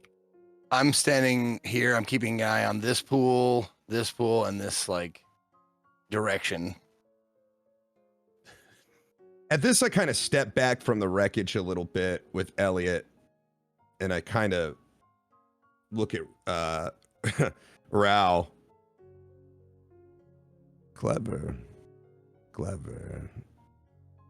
You are quite powerful. I'm back. And it was Jerry's idea. At this, Elliot just realized where Jerry is. It's like off under the. Jerry, I'm pretty sure that the water is much deeper out there, chilled. Is it deeper over So- there? I am back, and oh my goodness. As he hears Jerry, as Rawl hears Jerry kind of perk up saying it's his idea, Rawl kind of smiles a little bit and says, well, it definitely wasn't his idea. And then he turns around and leans down to the corpse and just offhandedly and quietly says under his breath, and it wasn't mine either. Then we don't hear that, right? If anything, Elliot would have heard it. Hold on, Jerry. Yeah. You went swimming in the pool. I think I might have. Do I have to roll for drowning? Oh, Jerry's contracting sepsis. make Let's me. hope to God that little tunnel under there isn't like a riptide kind of thing. Yeah, that Because would in be a cave like- crazy. Oh no.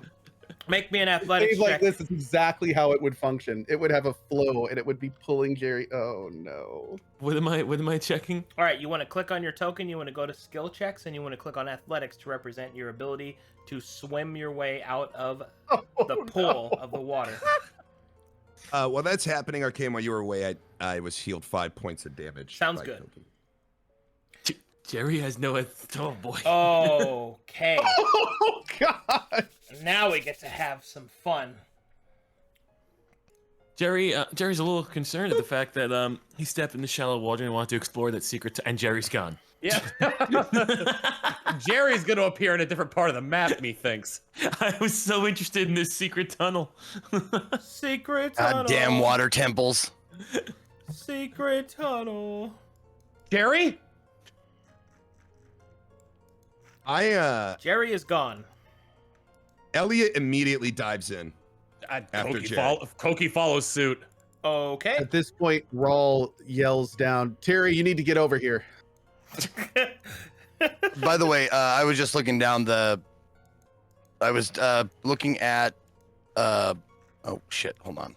I'm not. You had to say. There we go. I was looking at this pool, and down that tunnel to see if anything was coming, and I'm assuming that nothing is. While you Is check anything? While you check the Oh. rear guard, you do not see any presence of any enemies. Okay. Then I will head over and kind of like flabbergasted, like, what in God's name just happened? When I dive in again. when I dive into the water, I'm trying to look for, I'm not like trying to like swim through anything. I'm trying to find Jerry. I just saw Jerry disappear and I'm in and I'm just trying to help Jerry. I'm just trying to look around. So I'm feeling out? Do I feel him? Do I see anything? Is there too much, Who is it? Elliot that's talking right now? Elliot. Yeah. Yes. Well, Elliot, as you try to swim after Jerry, you are also caught up into the pool, no doubt looking for him, and Kuki is going with him, yes? Yes. All right, so this is what happens, and in this order. Oh God. Oh boy. So, Secret tunnel. Jerry, as you tried to swim away, the water pulls you underneath. What happens next is a terrifying 15 seconds. In the dark, unable to see, you are flushed through these watery stone tunnels, slammed against the wall, unable to breathe, unable to see. And then, from the surface here, It's the last time I'm looking for treasure.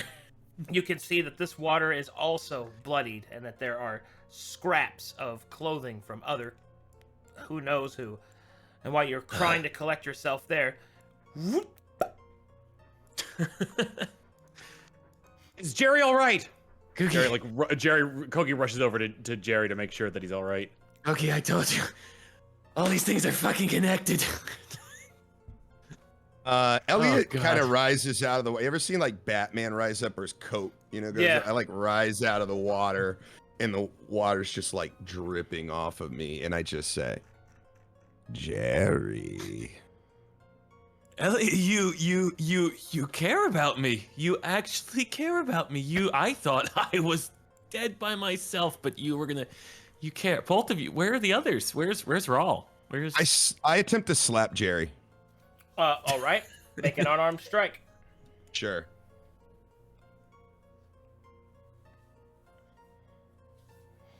All right, that will pop Jerry across the mouth. Deserved. After Elliot's hand makes contact with Jerry, Koki kind of like puts his hands on Elliot's shoulder and kind of like pulls him back a little bit to stop any more any more Aggression. any more aggression. I think Jerry's very surprised. He's taken aback, not at getting hit. He understands that, but he's actually happy that you guys came to find it. But also, you could tell a little bit. He's kind of looking down the hole that it came from. Like, oh, Raul didn't jump in as well. That's Koki is unsure where Raul and Tiri are. Koki and Elliot jumped in after Jerry got dragged away by the riptide. Oh, Koki, you're a good guy, Koki. I said I would keep an eye on you, and I am a man of my word. However, I do not intend to babysit you. Well, Elliot, won't happen again. As you can tell, Jerry's completely that's not true at all. But he's excited to not get punched again. Meanwhile, at the fortress of incredulous indifference. They've been gone a while. Raul looks over at Tiri. Yeah, I don't think they're coming back. Bail. Do you want to go to like Chili's or something?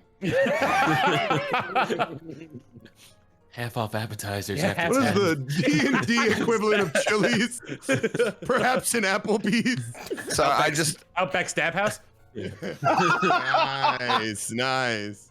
sorry, I was muted. I look at Raul, and I look at my chainmail, and I and my maul. And I'm like,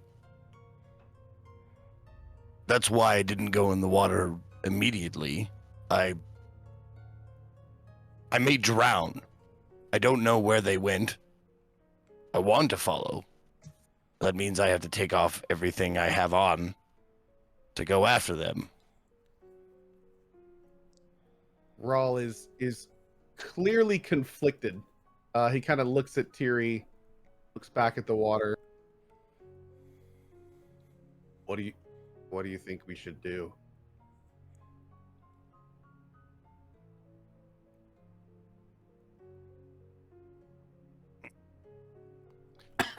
Well, I take a second, and I take another look in the water there, and I kind of shake my head like, just like we could have avoided this, and I start taking off my armor. And I pull out, I have an explorer's pack, so I pull out a rope, and I tie my bag and my armor on the end of the rope on the shore there, and put the hammer and stuff, and tie the rope around my waist, and see how far I can get, like if there's enough rope to get to whatever other side they got to. Quick OOC question. Mm-hmm. As a warlock, I have a Pact of the Talisman that can help me add a D4 to ability checks. Can I give that to other people, that talisman? Yeah. Okay. So, and can I just summon that whenever? Yeah. Okay. So while I notice Tiri is clearly having some issues with this, I'm going to kind of whisper a little bit, and you see like the sleeve retract from my left arm. And as the tips of my tentacles kind of move around in small circles, you see a talisman form beneath it. I kind of walk over to Tiri. I think you're going to need as much help as you can get on this one. And kind of hand out the talisman. Okay. Do you have rope? I don't think so. Unfortunately, No, I got kind of a even with the most basic application of what the architecture looks like, your 50 feet of rope is not going to last the tunnel's duration. Oh. Oh, I'm pretty sure like this is a moot, like this won't work. It will not. Okay. Now what we could do is you could kind of drag it.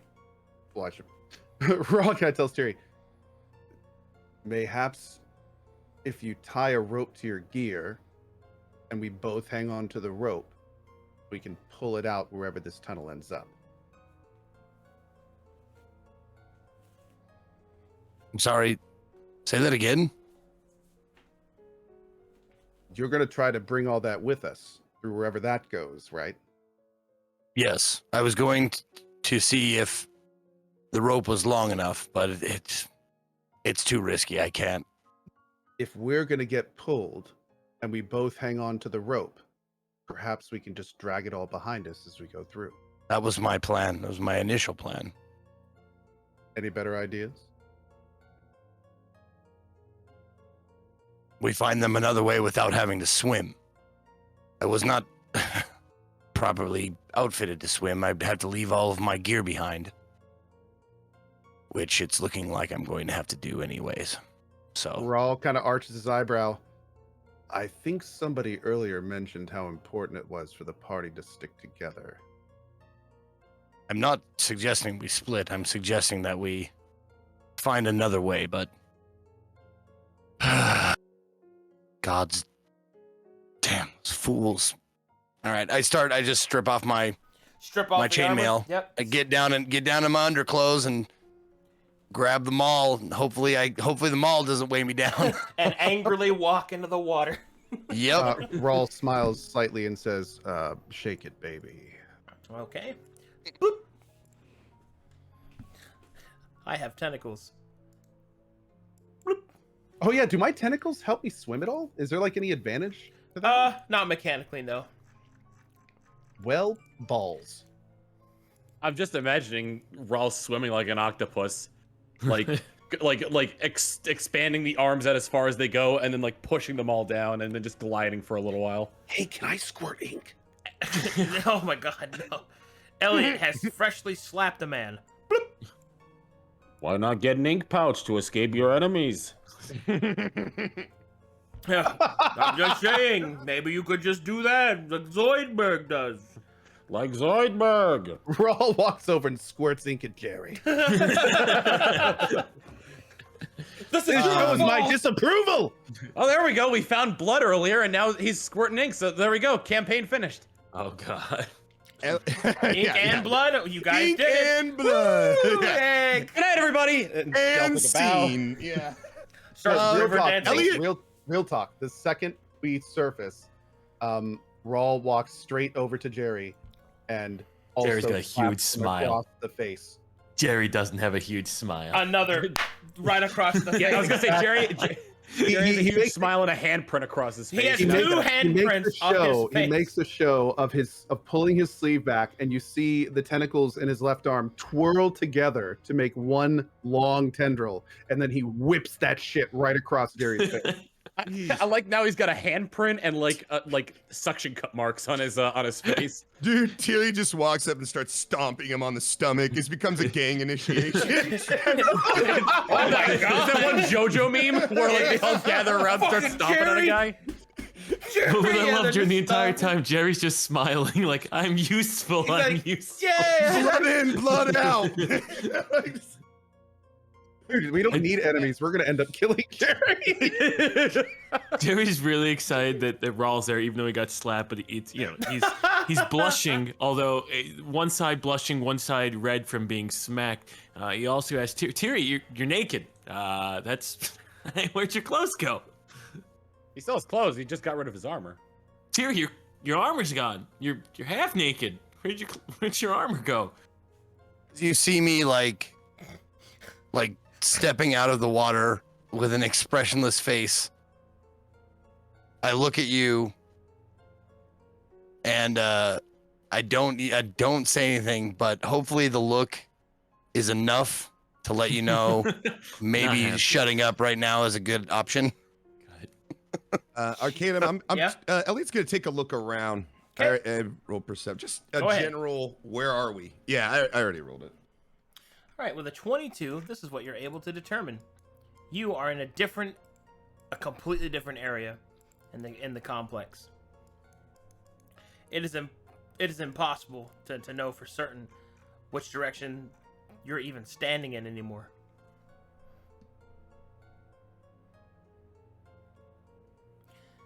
I'm gonna go ahead and stealth again.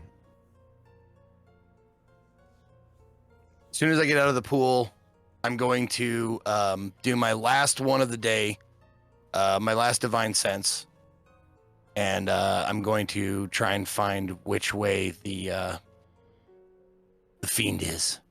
Okay, you got it.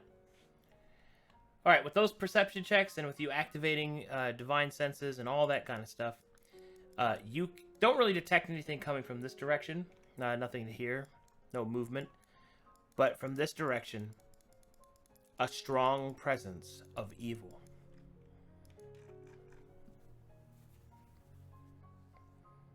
Fiend is that way.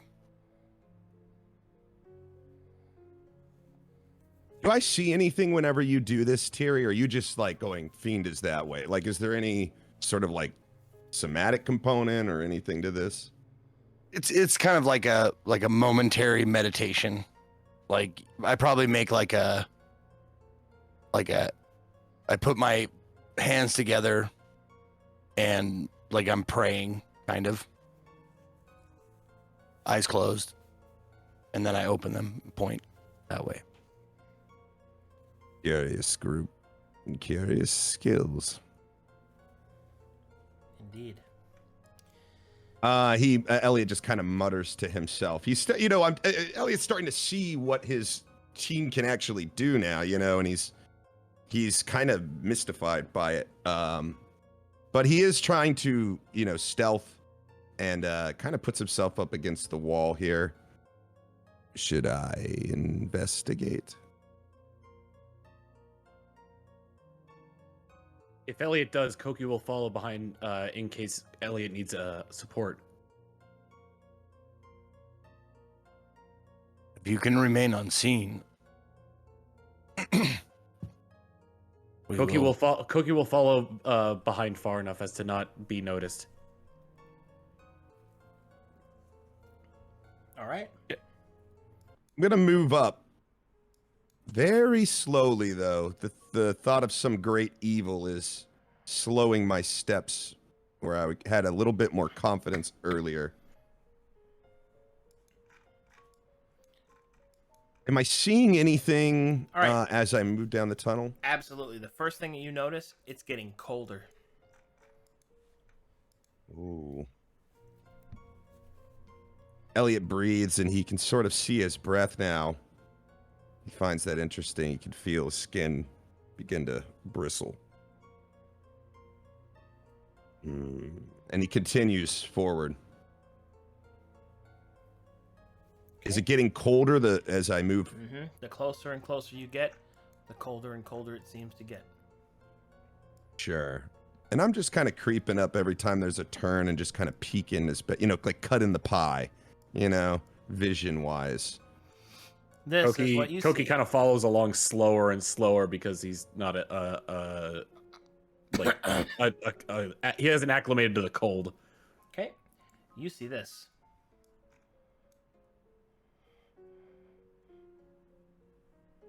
Okay. You come around the corner here, Elliot, and you see that the area here is covered in a thin layer of frost. And just below that frost, corpses and skeletons ranging within the hundreds upon hundreds. And in the center of the room, a large shard of oblivion.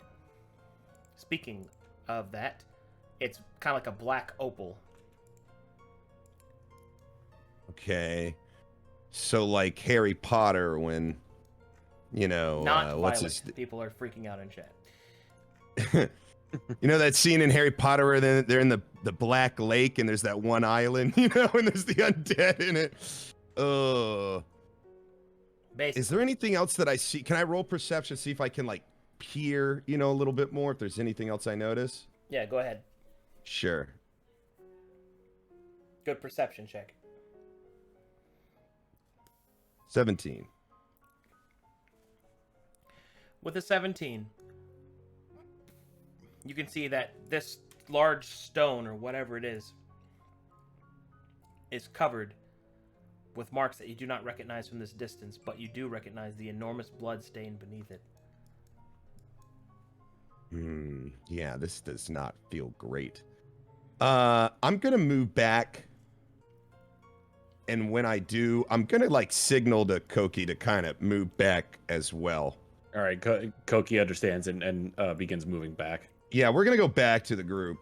While that was all happening, could Jerry be explaining to both Rawl and Thierry, who are both visibly upset at him, that like, it's a secret tunnel. It's not my fault. I thought the water was shallow. I got sucked in. I really thought maybe I was going to be a hero, and that was the path to go. Essentially nonsensical, but at the same time really endearing that he didn't mean to trouble everybody. Rawl hears ya. Rawl doesn't care. I honestly, if he keeps talking, I will look at him, look down at him, glower, and slowly put a finger to my lips, telling him, shush. Rawl the entire time is just staring at Jerry, like no emotion on his face the entire time, before, after, or during. Jerry's then gonna completely understand that, and then look back up to the other party members who are just coming down now, I guess, to inform us of what they saw. Jerry. What I really want to do is grab you like we're in like you're my child in Kmart and be like, you have embarrassed me for the last time. Like by the wrist, pull him real close, and like the finger right in the face. Yep. Like, we'll talk about this when we get home. We need. Was there any like innate sense of evil or anything that I got from that room other than it just being cold? Was there anything that made me? Okay, Steeped in evil. Okay, yeah. When I walk back up, as like Jerry's like trying in vain to like explain himself to the stoic party members, I come up behind him and just, Jerry. And Elliot. You have brought us to a place that is most unnatural. Jerry, not sure if he's excited or not excited. Jerry, his ears peak with interest, as if he did something right. Well, it's kind of it's kind of right for Elliot, maybe. Maybe not for the party. You have brought us to a place of death. And Jerry just looks back at Rawl because he could sense something stupid about to be said. Jerry feels a hole being burned into the back of his head by Rawl's stare. If you've seen the coaster emote, you know what Rawl looks like right now. Your senses, Thierry, are acute. Beyond, not far, the tunnel twists to the left. And beyond that, a very, very disturbing sight. There is a lake frosted over. The undead number in the tens, possibly hundreds underneath. The island rests in the middle with runic carvings. I could feel its evil. Lorne would love to cleanse this place, though I find fear in my own heart. Rawl kind of perks up when he heard Elliot say runic carvings. Koki walks over to Jerry and kind of like escorts him back like a child, just because Koki's afraid that Jerry's just gonna get into more trouble getting near the water. Jerry, come back to the group. Jerry gives a little bit of a sad, pouty look, and he just kind of walks back to the group. Ral. Friends don't want you getting lost, Jerry.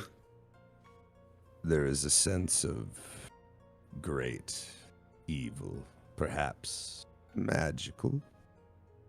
You would probably want to see it.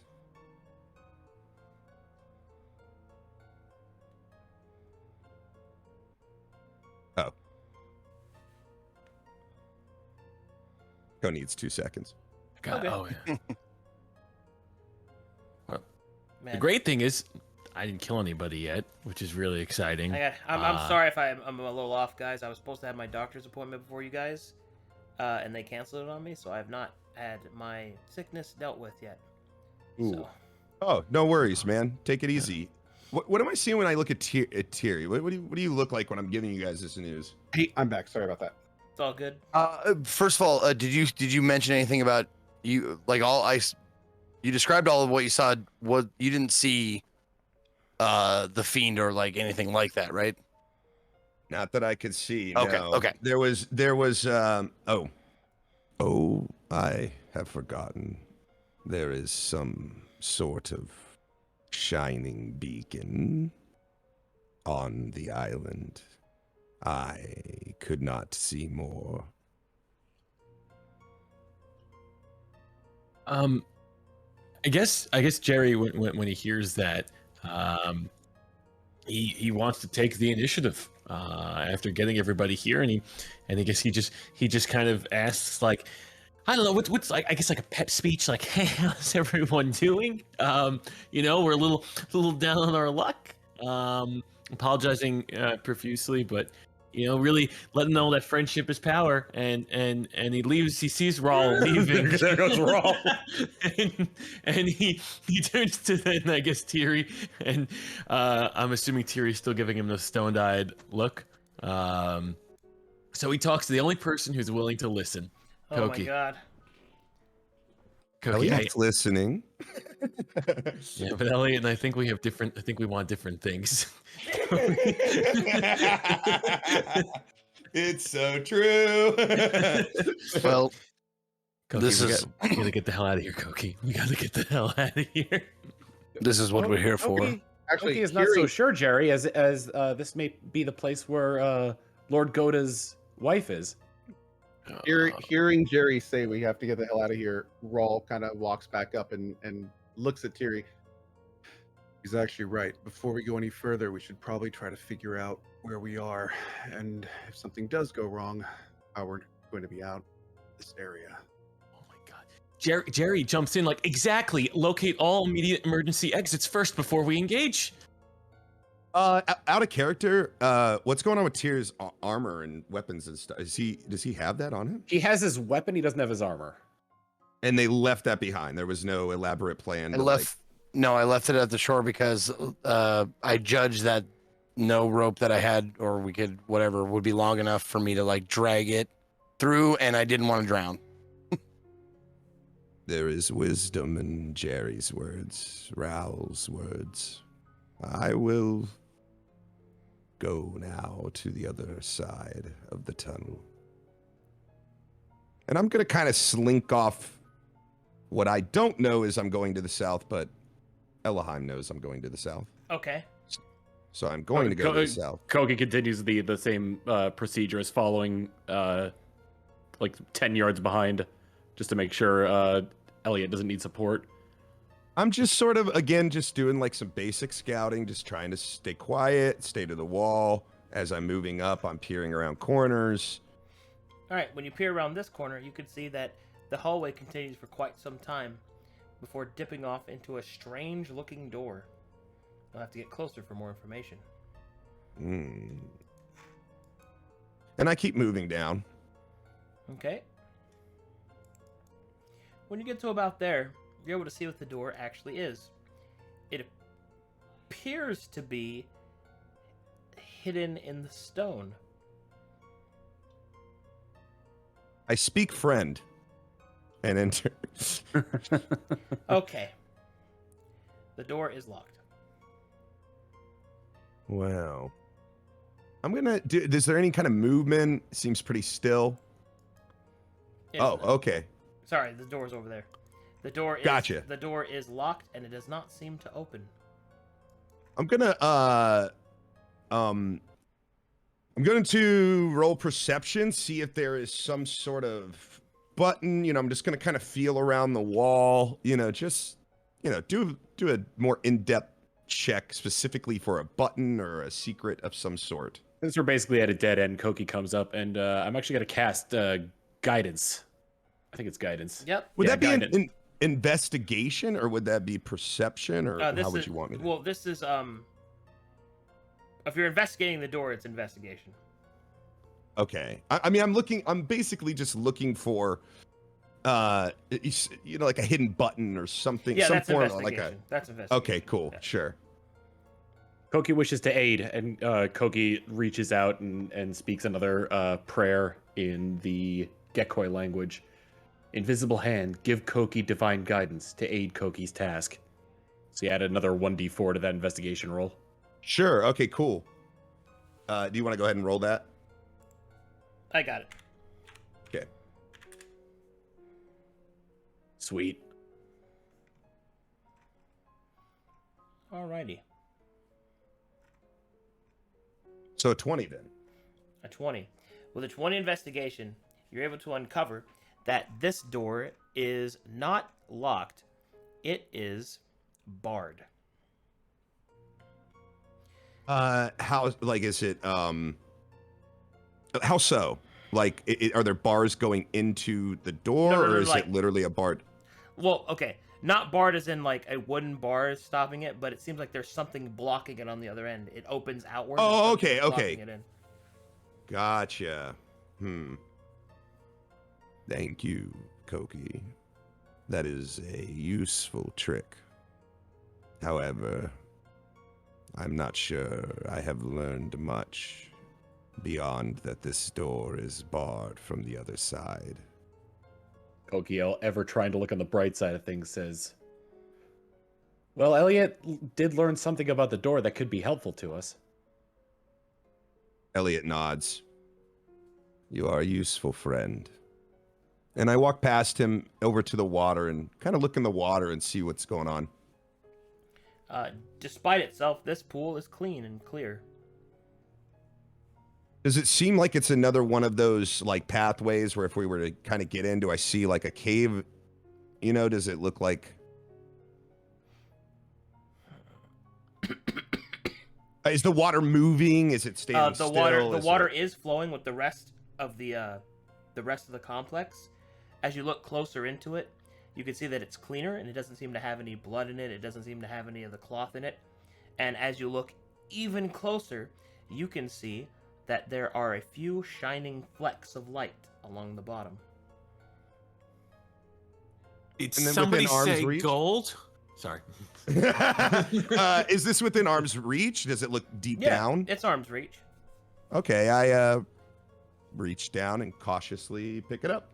All right, as you grab the shining piece of whatever it was out of the pool of water, you uncover... Roll a death check. You uncover a venomous serpent! You're dead! A shining golden venomous serpent. Time to die!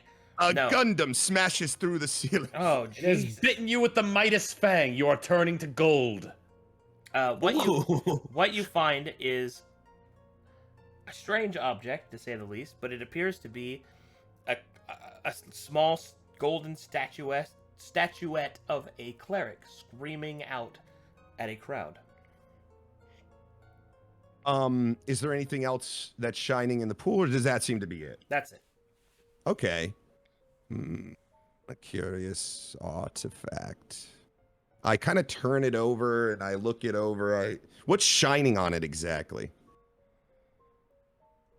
Well, Is the whole thing shining, it or seems is to it catch just light and make the light shinier. It's like kind of like foil, a little bit like that. Okay. But it doesn't generate light on its own. But it is. How heavy certainly- is it? It's very light, actually. Okay. I hold it in my hand and I kind of weigh it and take a look. I show Koki. Mind if I run a religion check to see if I can like determine anything from it? Yeah.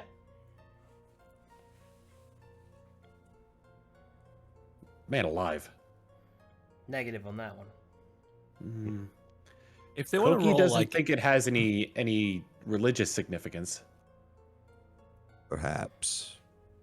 It seems we have reached the end of this pathway. Meanwhile, We should reconvene. back in the central chamber, what are you guys doing? well, Tiri's mad at me, and that's upsetting. So, me and my infinite wisdom and not understanding the gravity of the situation, I've been actually eyeballing Tiri with rope and seeing how tall he is and how short he is. And in my head, I've been telling him I'm gonna make him armor when we get back. All right, Rawl. Anything you wanted to do while the others were away? I have been looking down the path, waiting for them to return, hoping they would bring some good news of a potential escape. What's that? What? What? What happened? Did you say you were doing that all in your head, by the way, Jerry? You see me making arm motions with rope, like almost like a tailor would be, like trying to size you up. You're not really sure why I'm doing it, but in my head, it's because I'm gonna make him a present when we get back. He's completely naked. I'm gonna make him. So I'm kind of smiling and making weird motions towards you. You don't know why I'm doing it because it's in my head. I'm doing it, but I don't know if you're creeped out. I didn't want to Without actually turning to look at you, not moving my eyes from the northern path. I just say out loud, perhaps your time would be better spent preparing for what's coming next. Make sure you have your wits about you and your blades or whatever you have on you ready for any sort of surprise. Jerry stuffs the rope back into his bag with like a little bit of a nod, just happy that Tiri's talking to him again. By the way, quick OOC, I accidentally had a page open and I started hearing the flowing water and gunshots. So I was like, is Arcadum playing sounds? Are there guns in it? What is it? Okay, so that's why you were confused. I was like, Dude, I was so say confused. something I was wrong? like, do the zombies have guns now? Now you've unlocked my secret. They're all artificers. Let's go. The kobolds here have developed gunpowder. Okay, so as I walk up, I kind of motioned around maybe to like, okay, I step out of the shadow, so I'm exiting stealth. I'm gonna kind of motion to him to kind of meet up with the rest of the group and head back north. Alrighty. Jerry and Jerry's dad. You have that trinket out while you move to us. Yes, it's in my hand. It's very visible. In fact, yeah, it's shining in a way. It catches my eye almost immediately, and I kind of scoot in front of Raw a little bit. I believe I'm much shorter than him, and I point to the trinket and what is it? With Koki's help, I was able to determine the reliability of escape, to which I have found there is none. Jerry has put us in a bit of a predicament.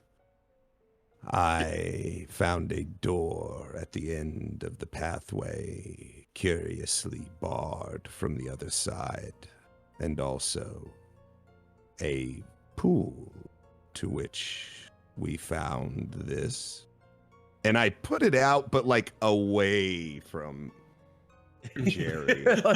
Like far enough to be visible, but close enough to you where he could stuff it if he tries to grab it. Yeah. Keep a respectful non-Jerry distance. Can Raul do a quick check to see if there's any significance to what he's seeing at with it, like if it's an idol of some kind? Sure thing. Religion check. I show it to you. Yeah, there's no problem, you know. Oh, wow. All right, Raul. Pretty. You have found a statue of a servant to one of the Western gods. It appears to be a servant of a High, the god of madness. God of madness. So Raul sees the statue and his eyes immediately kind of go wide a little bit. Elliot, I don't want to frighten you, but you're holding an idol to the god of madness. Curious. I turn it over, kind of look at it. I'm looking at Tiri.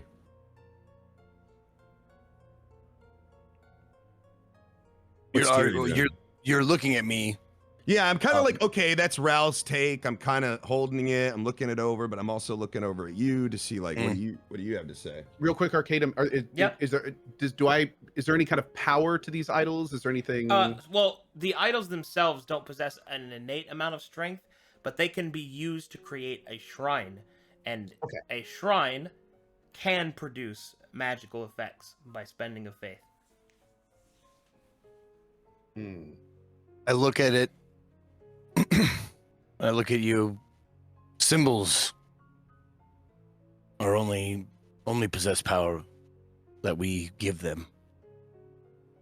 I look at that and I see a lump of gold that I could smelt or sell, but another would definitely look at that and build a church around it. Is Thierry not religious, or he just doesn't? I didn't know Thierry's background. Oh, he's a paladin of the god of time. Okay, the time was the time cop. Yeah. Oh, so is the time cop just like not like? Are they just not religious people? No, it's religious, but it's outside of, like- view it as being kind of neutral. You know, Yeah, it's okay. like things happen as they should, and if they don't, that's kind of my job, is to make sure like that any sort of violation therein is corrected. The TVA, got it. Okay, that makes sense. Just what kind of is there any kind of connection or relationship between Lorne and this god that maybe a follower of Lorne would know? Specific connections between the two of them, that Olakan High cannot be trusted. It is the god of madness. Okay. Oh, okay. Would Crowley also kind of would a follower of Crowley also have similar knowledge? Crowley would tolerate Olakan High's presence more than the other god that was spoken of, because of the fact that they are in the same pantheon. I mean, I'm in agreement with Thierry right here. That's just that's a lump of cash sitting in your hands, Elliot. Is That whole thing about you being used to create a sanctuary. Now, is that with like a spell, or is that like to like just build a sanctuary around it? Construction. You've been in a temple before, yes? Oh, I was speaking at a character. Oh, okay. I'm sorry. just like almost like influence building, maybe? You know, like It's like finding a crucifix. Okay, Yeah. okay. Except it can actually do things. So Rawl is gonna. I didn't mean to sound as rude as I did. Rawl It's true. is gonna. It will do things. Yeah. You're good. So Rawl kind of looks at Elliot and says, "The idol itself is not necessarily a concern, but when you found this, was it around anything? This could be indicative of many of the things we've seen in this cave, if it was used for those purposes." I found it in a pool of water. It was the cleanest water we have seen so far. Is it perhaps magical in nature? Wait. If I look at the because we have a scroll of the ritual. Does the ritual scroll mention anything about using an idol in its construction or whatever? Oh, good call. How does Jerry roll a his brain is thinking check? What do you mean? Like so Elliot, you just told us that it was the cleanest water you ever found. All this water is full of garbage and blood. Maybe the idol, which I don't believe in, by the way. Maybe it's actually doing something and cleansing the water, and we throw it at blood. We throw it at blood. Koki does not think that is quite wise, as Olakan High does not seem the type to purify water. Ah, but that's what they want us to think. They want us to think that he's not going to be helping us because he wants to lure us into a false insecurity, so he's going to help us at first just to betray us at second. We should throw it at the blood. Chilled, to answer your question, I mean, if you want to self-check yourself, you can do an intelligence check. Oh, I'd love to self-check myself. And just like, oh, am I? Because sometimes I do that for myself. Like I roll a check for myself to see if like maybe I would remember, or I would know, or I would make some sort of connection. Yeah, I guess that's what I was asking. So it's like, would he know? I think that's up to the DM, obviously, but I think that imposing a self-intelligence check on you would probably be closest to what you're talking about. Yeah, you can do that if you want to like try and see if you can figure stuff out, but use your player intuition. Also, make me an Arcana check on the idol as well. Everybody? Yeah, that's or- what I was hoping Rao would do. Yeah. okay. Mhm. Yeah. Oh, yeah. That was kind of the intention with the religion check. Do we all do that? Arcane? Yeah, yeah.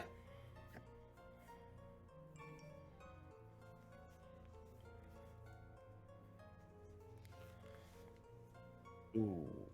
I don't know if you caught that I was checking the ritual scroll to see if there was any mention of any idols or whatever. Elliot isn't going to roll. I mean, I could, but I know nothing of The magic. the ritual does not appear to have this idol involved. Cool. However, Jerry, you believe the idol can be activated, that it actually is latently magical. Yes, I told you, and it will cleanse the seas, or it will cleanse whatever we put it on.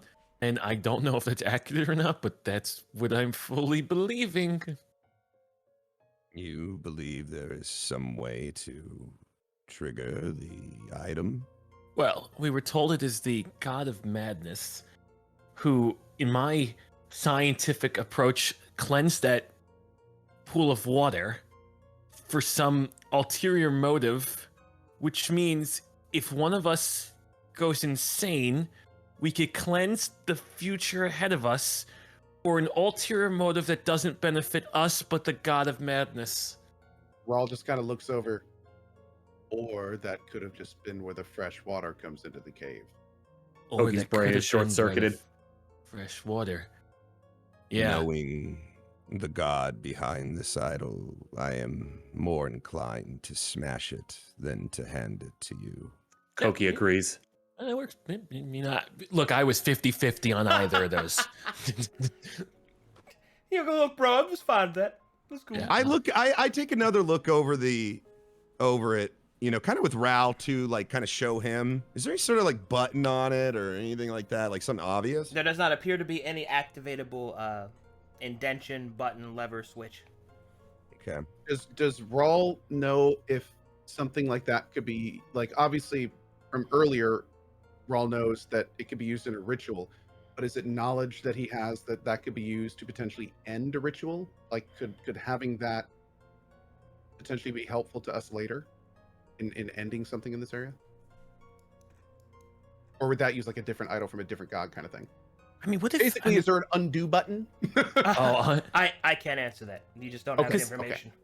So at least my background, at least from what I remember, with the Gregorian religion, like when we discussed in that meeting 0, like I kind of used the religion to my own advantage, right? Like I'm not here nor there. You might be able to convince the idol's magic to assist you. Right, like that's what I'm just saying. Like I placate a little bit, you know. I'm like, oh, Mr. God of Madness, a big fan, and then obviously it doesn't really, just bullshit it a little bit. I will tell you that if you wish to do that, you can. I would love to bullshit the God of Madness. How do I do that? Okay, the first thing you got to do is get the idol in your hands. Okay, that's going to be difficult. That's the hardest part of this ritual is just getting the idol. I'm gonna do a sleight of hand check. I think that may not be good, but I'm so certain of my plan that I'm gonna not ask the group about it because I've only gotten into trouble 3 times. What's the All right, fourth who's time? got the idol right now? Elliot. It's Elliot. All right. Meanwhile, Rawl and Koki are both right next to him looking, so I'm readying a perception check. Just throwing it out there, DM, could I get some sort of bonus for opposing this? Because I am purposely keeping it out of Jerry's reach. And I said that when I walked up. I will.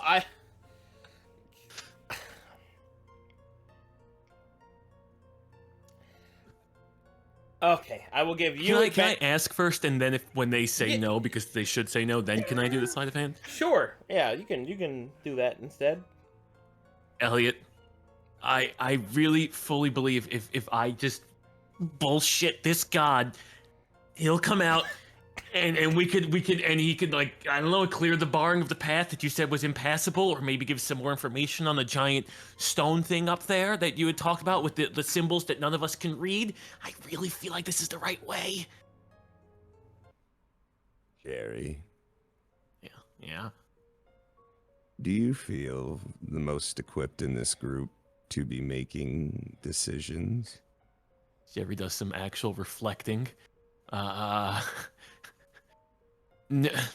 shit. No, I don't. But I really, you never just get that gut feeling. You ever just get like where you think you're right and it's just like it's all coming together. Yes, I do get that gut feeling, Right? which So trust is me. Trust me on this one. why I will not be handing this to you. Rawl just quickly Koki speaks must up. admit- Don't trust him. Do not trust him. Plus, Koki must admit Koki is curious to see what Jerry can do, but Koki must also warn Jerry that tampering with the gods is not something Jerry wants to get involved with. Trust Koki And- on this. perhaps the two sneakiest in the group should not be handling or carrying an object that emits light. I will hand it to Raoul, who I believe it will be safe with. And I hand it to Raoul. Okay. Jerry also agrees with the going to Ral as well in terms of like, yeah, you know what? If it has to go to somebody, I guess it should go to the dark mischievous one. Koki It may not doesn't trust emit Elliot's light, but judgment. it's shiny. Somebody sneaking around in the shadows. Yeah, would want- Yeah. So as Elliot hands Rawl the statue, you can see like a few tentacles stay extended, but then a few others kind of grasp it and pull it inside of his robe, and it just disappears. Man, It just he's Yep, it so just cool. disappears into the arm of the robe and is just gone. And Rawl just kind of nods. All right. Elliot is going to sort of like try to continue the conversation before Jerry can get lost in his thoughts and like just continue. And I'm going to say, well, we are in quite a predicament. To the south is essentially a dead end.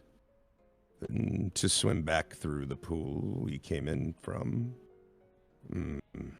would be impossible in my estimation. And to the north, there is a cold and dead feeling. We are in grave danger. What you doing down there, Rawl? What you doing, bud? Rawl just kind of wandered down to where the statue was found and just wanted to make absolutely sure that there was like no overt shrine or anything around here just before he continued. Nope. Nothing else in there. Can Jerry stealth up and sneak to see what Rawl's doing? Sure. Do I have to roll for that in terms to not be seen by Rawl? You better hurry because I'm coming back. Oh, Ooh. Stop. Artie's back. What's up? How you doing? Should I roll a 26? Too bad. Damn. Oh, Yeah, Rawl comes back, then Jerry You, disappears. you could have gotten to the corner and see that he was coming back. Okay, got it. I did not notice him because he was stealthy. The outlook is quite grim for us. Perhaps we should check our supplies and decide a course of action. Koki yeah. agrees. At this, I'm gonna kind of look in my bag. Are my rations like wet and stuff, or like did it affect No, my it's food? Or... decently sealed. Okay, all right. I'm just making sure. And you know, like roughly how much food do we have? Because like right now, Elliot's thinking we're trapped, right? Mhm. So like he's just trying to get a good idea of like how long they could survive there if they had to. You know, he's just kind of taking inventory. He's being practical. Arcadum. You've got also, plenty just to of be rations. clear, Like you got like we a week. came through the water tunnel and popped up in this water. But yes, And there are no other ways out of that water, right? And the water's flowing into this area. not that you have found so far. No. Perception check on the that shallow pool of water. I know they reached in and grabbed the shiny thing, but to see if that was a potential exit. You can ask. It was not. Okay.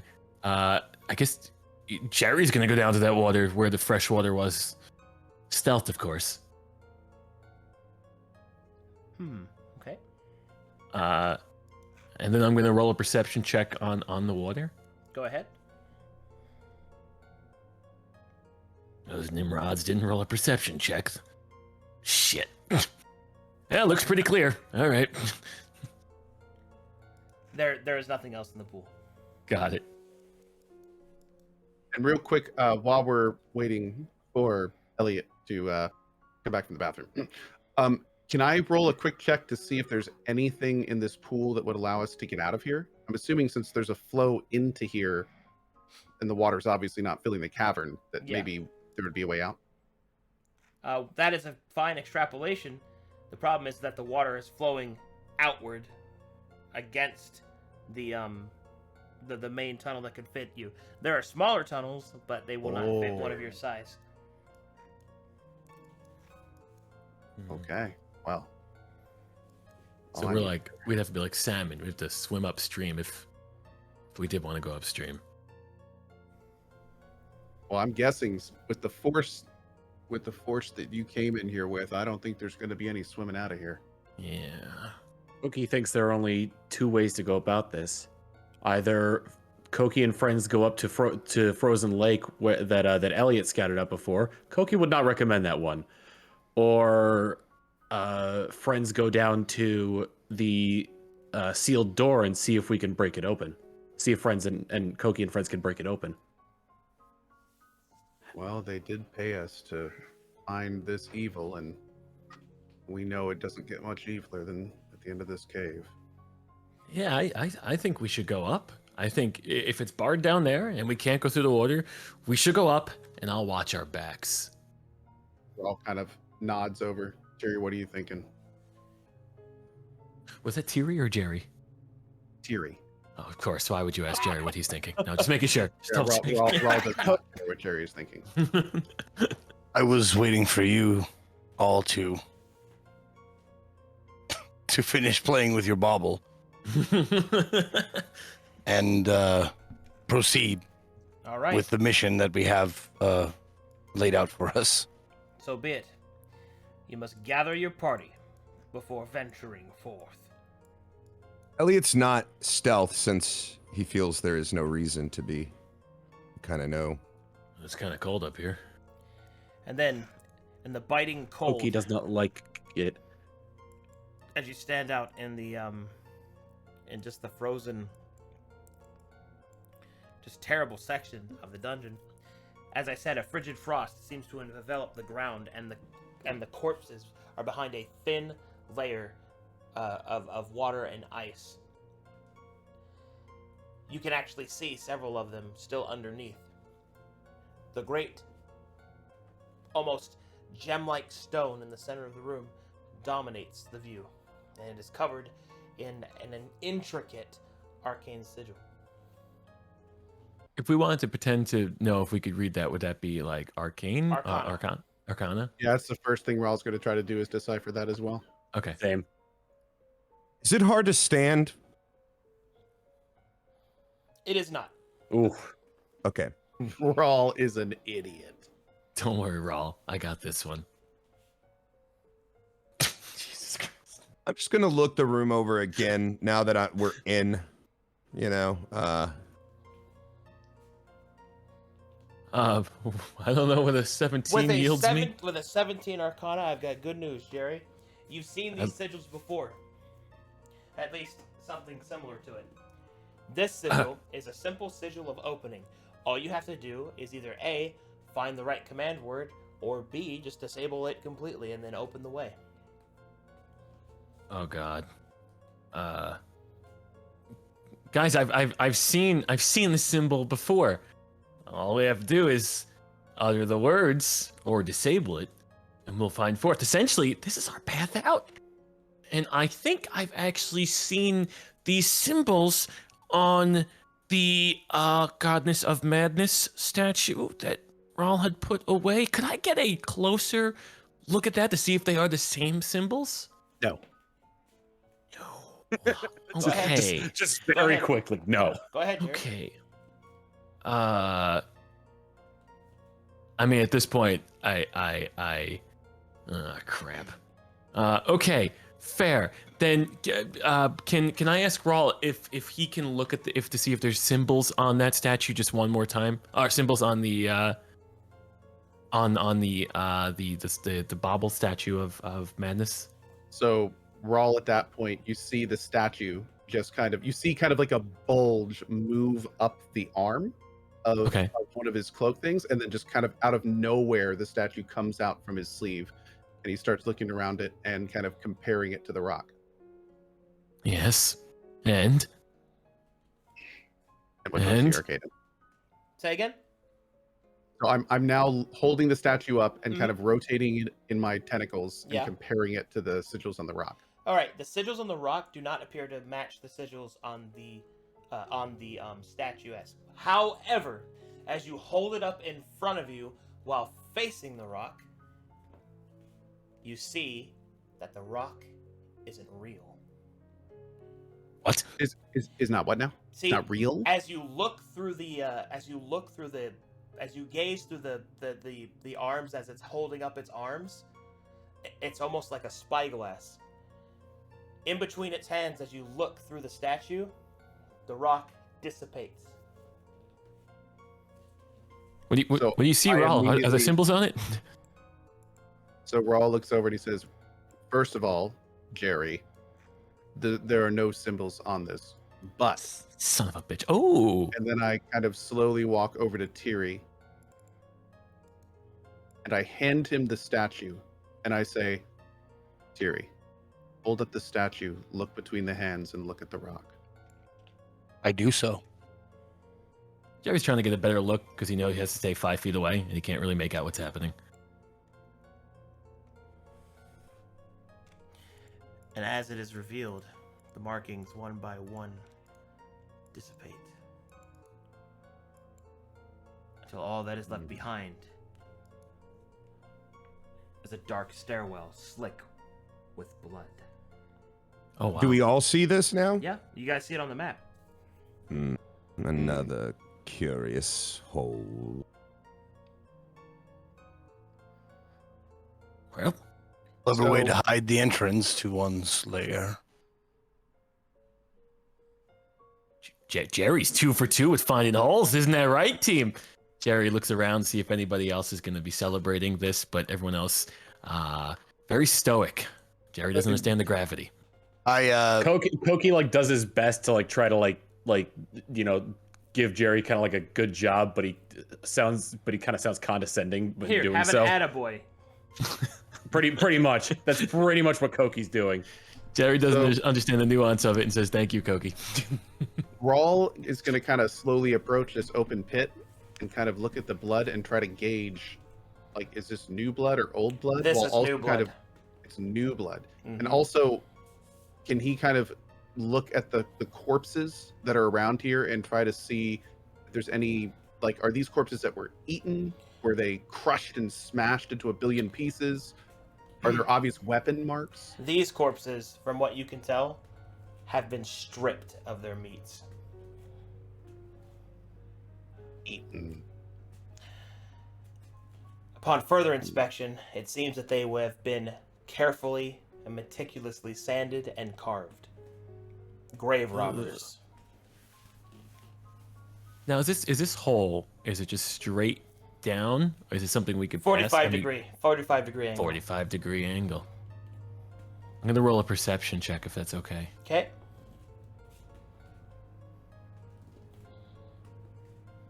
Huh. This hole looks like one we could possibly scale. So the 45 degree angle.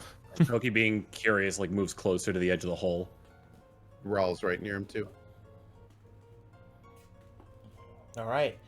As you move up towards the edge of the hole, you can see that it kind of billows out below you in a darkened spiral slick with red blood. You hear this coming from the bottom.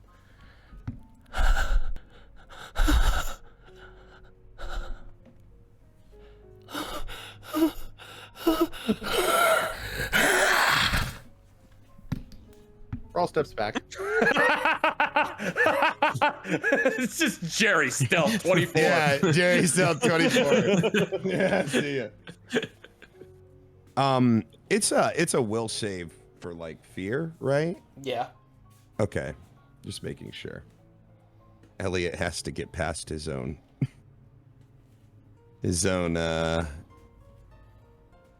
fear to move up a little bit.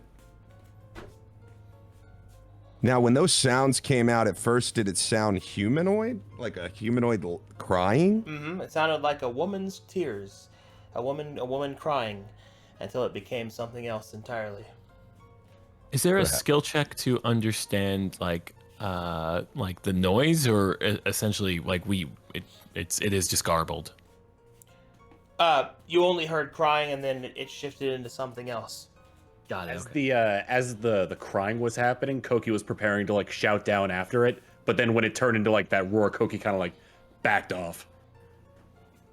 I walk to the. I think I'm probably pretty close to the edge of the thing.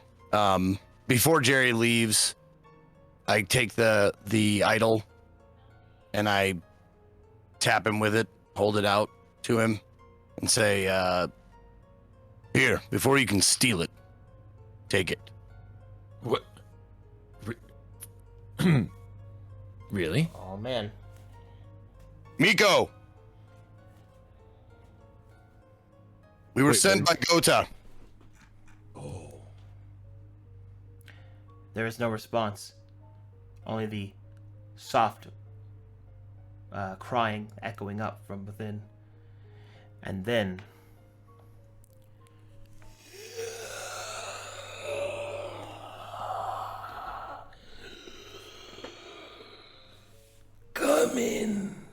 come in. It's rude to linger in doorways. Rawl looks over. You heard her, Jerry.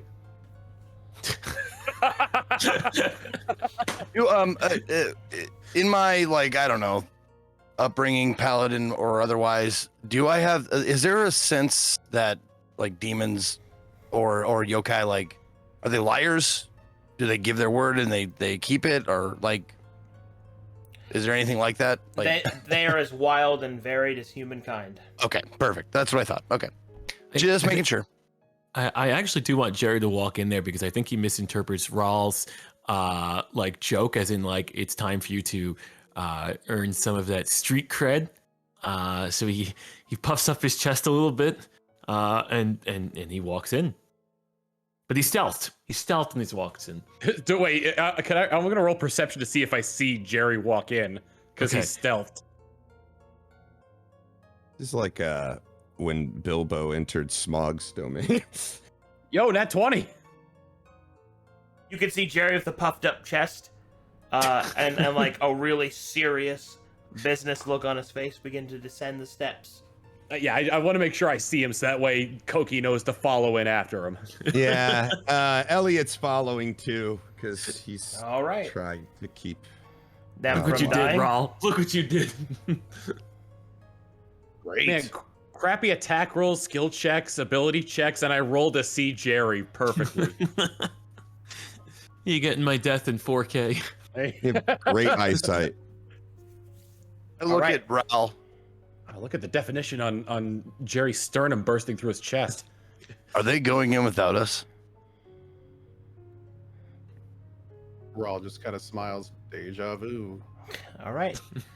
Does the party descend into the hole together? Yes.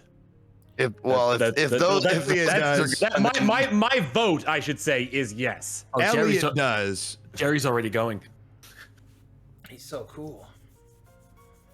Jerry's got a point to prove. He can't be. What are we here for, kids? All righty. Miko! I love how we spent like 20 minutes talking about a statue. It's like, oh, this demon can kill us all. Let's jump right in. Let's go. Sure, why not? All right. I'm noticing a trend here. And so the party descends down the steps, slick with blood, into what sort of dark and unruly creature awaits them below. But that is something we will have to find out next time on Oh, Reach son and of a Blood. gun.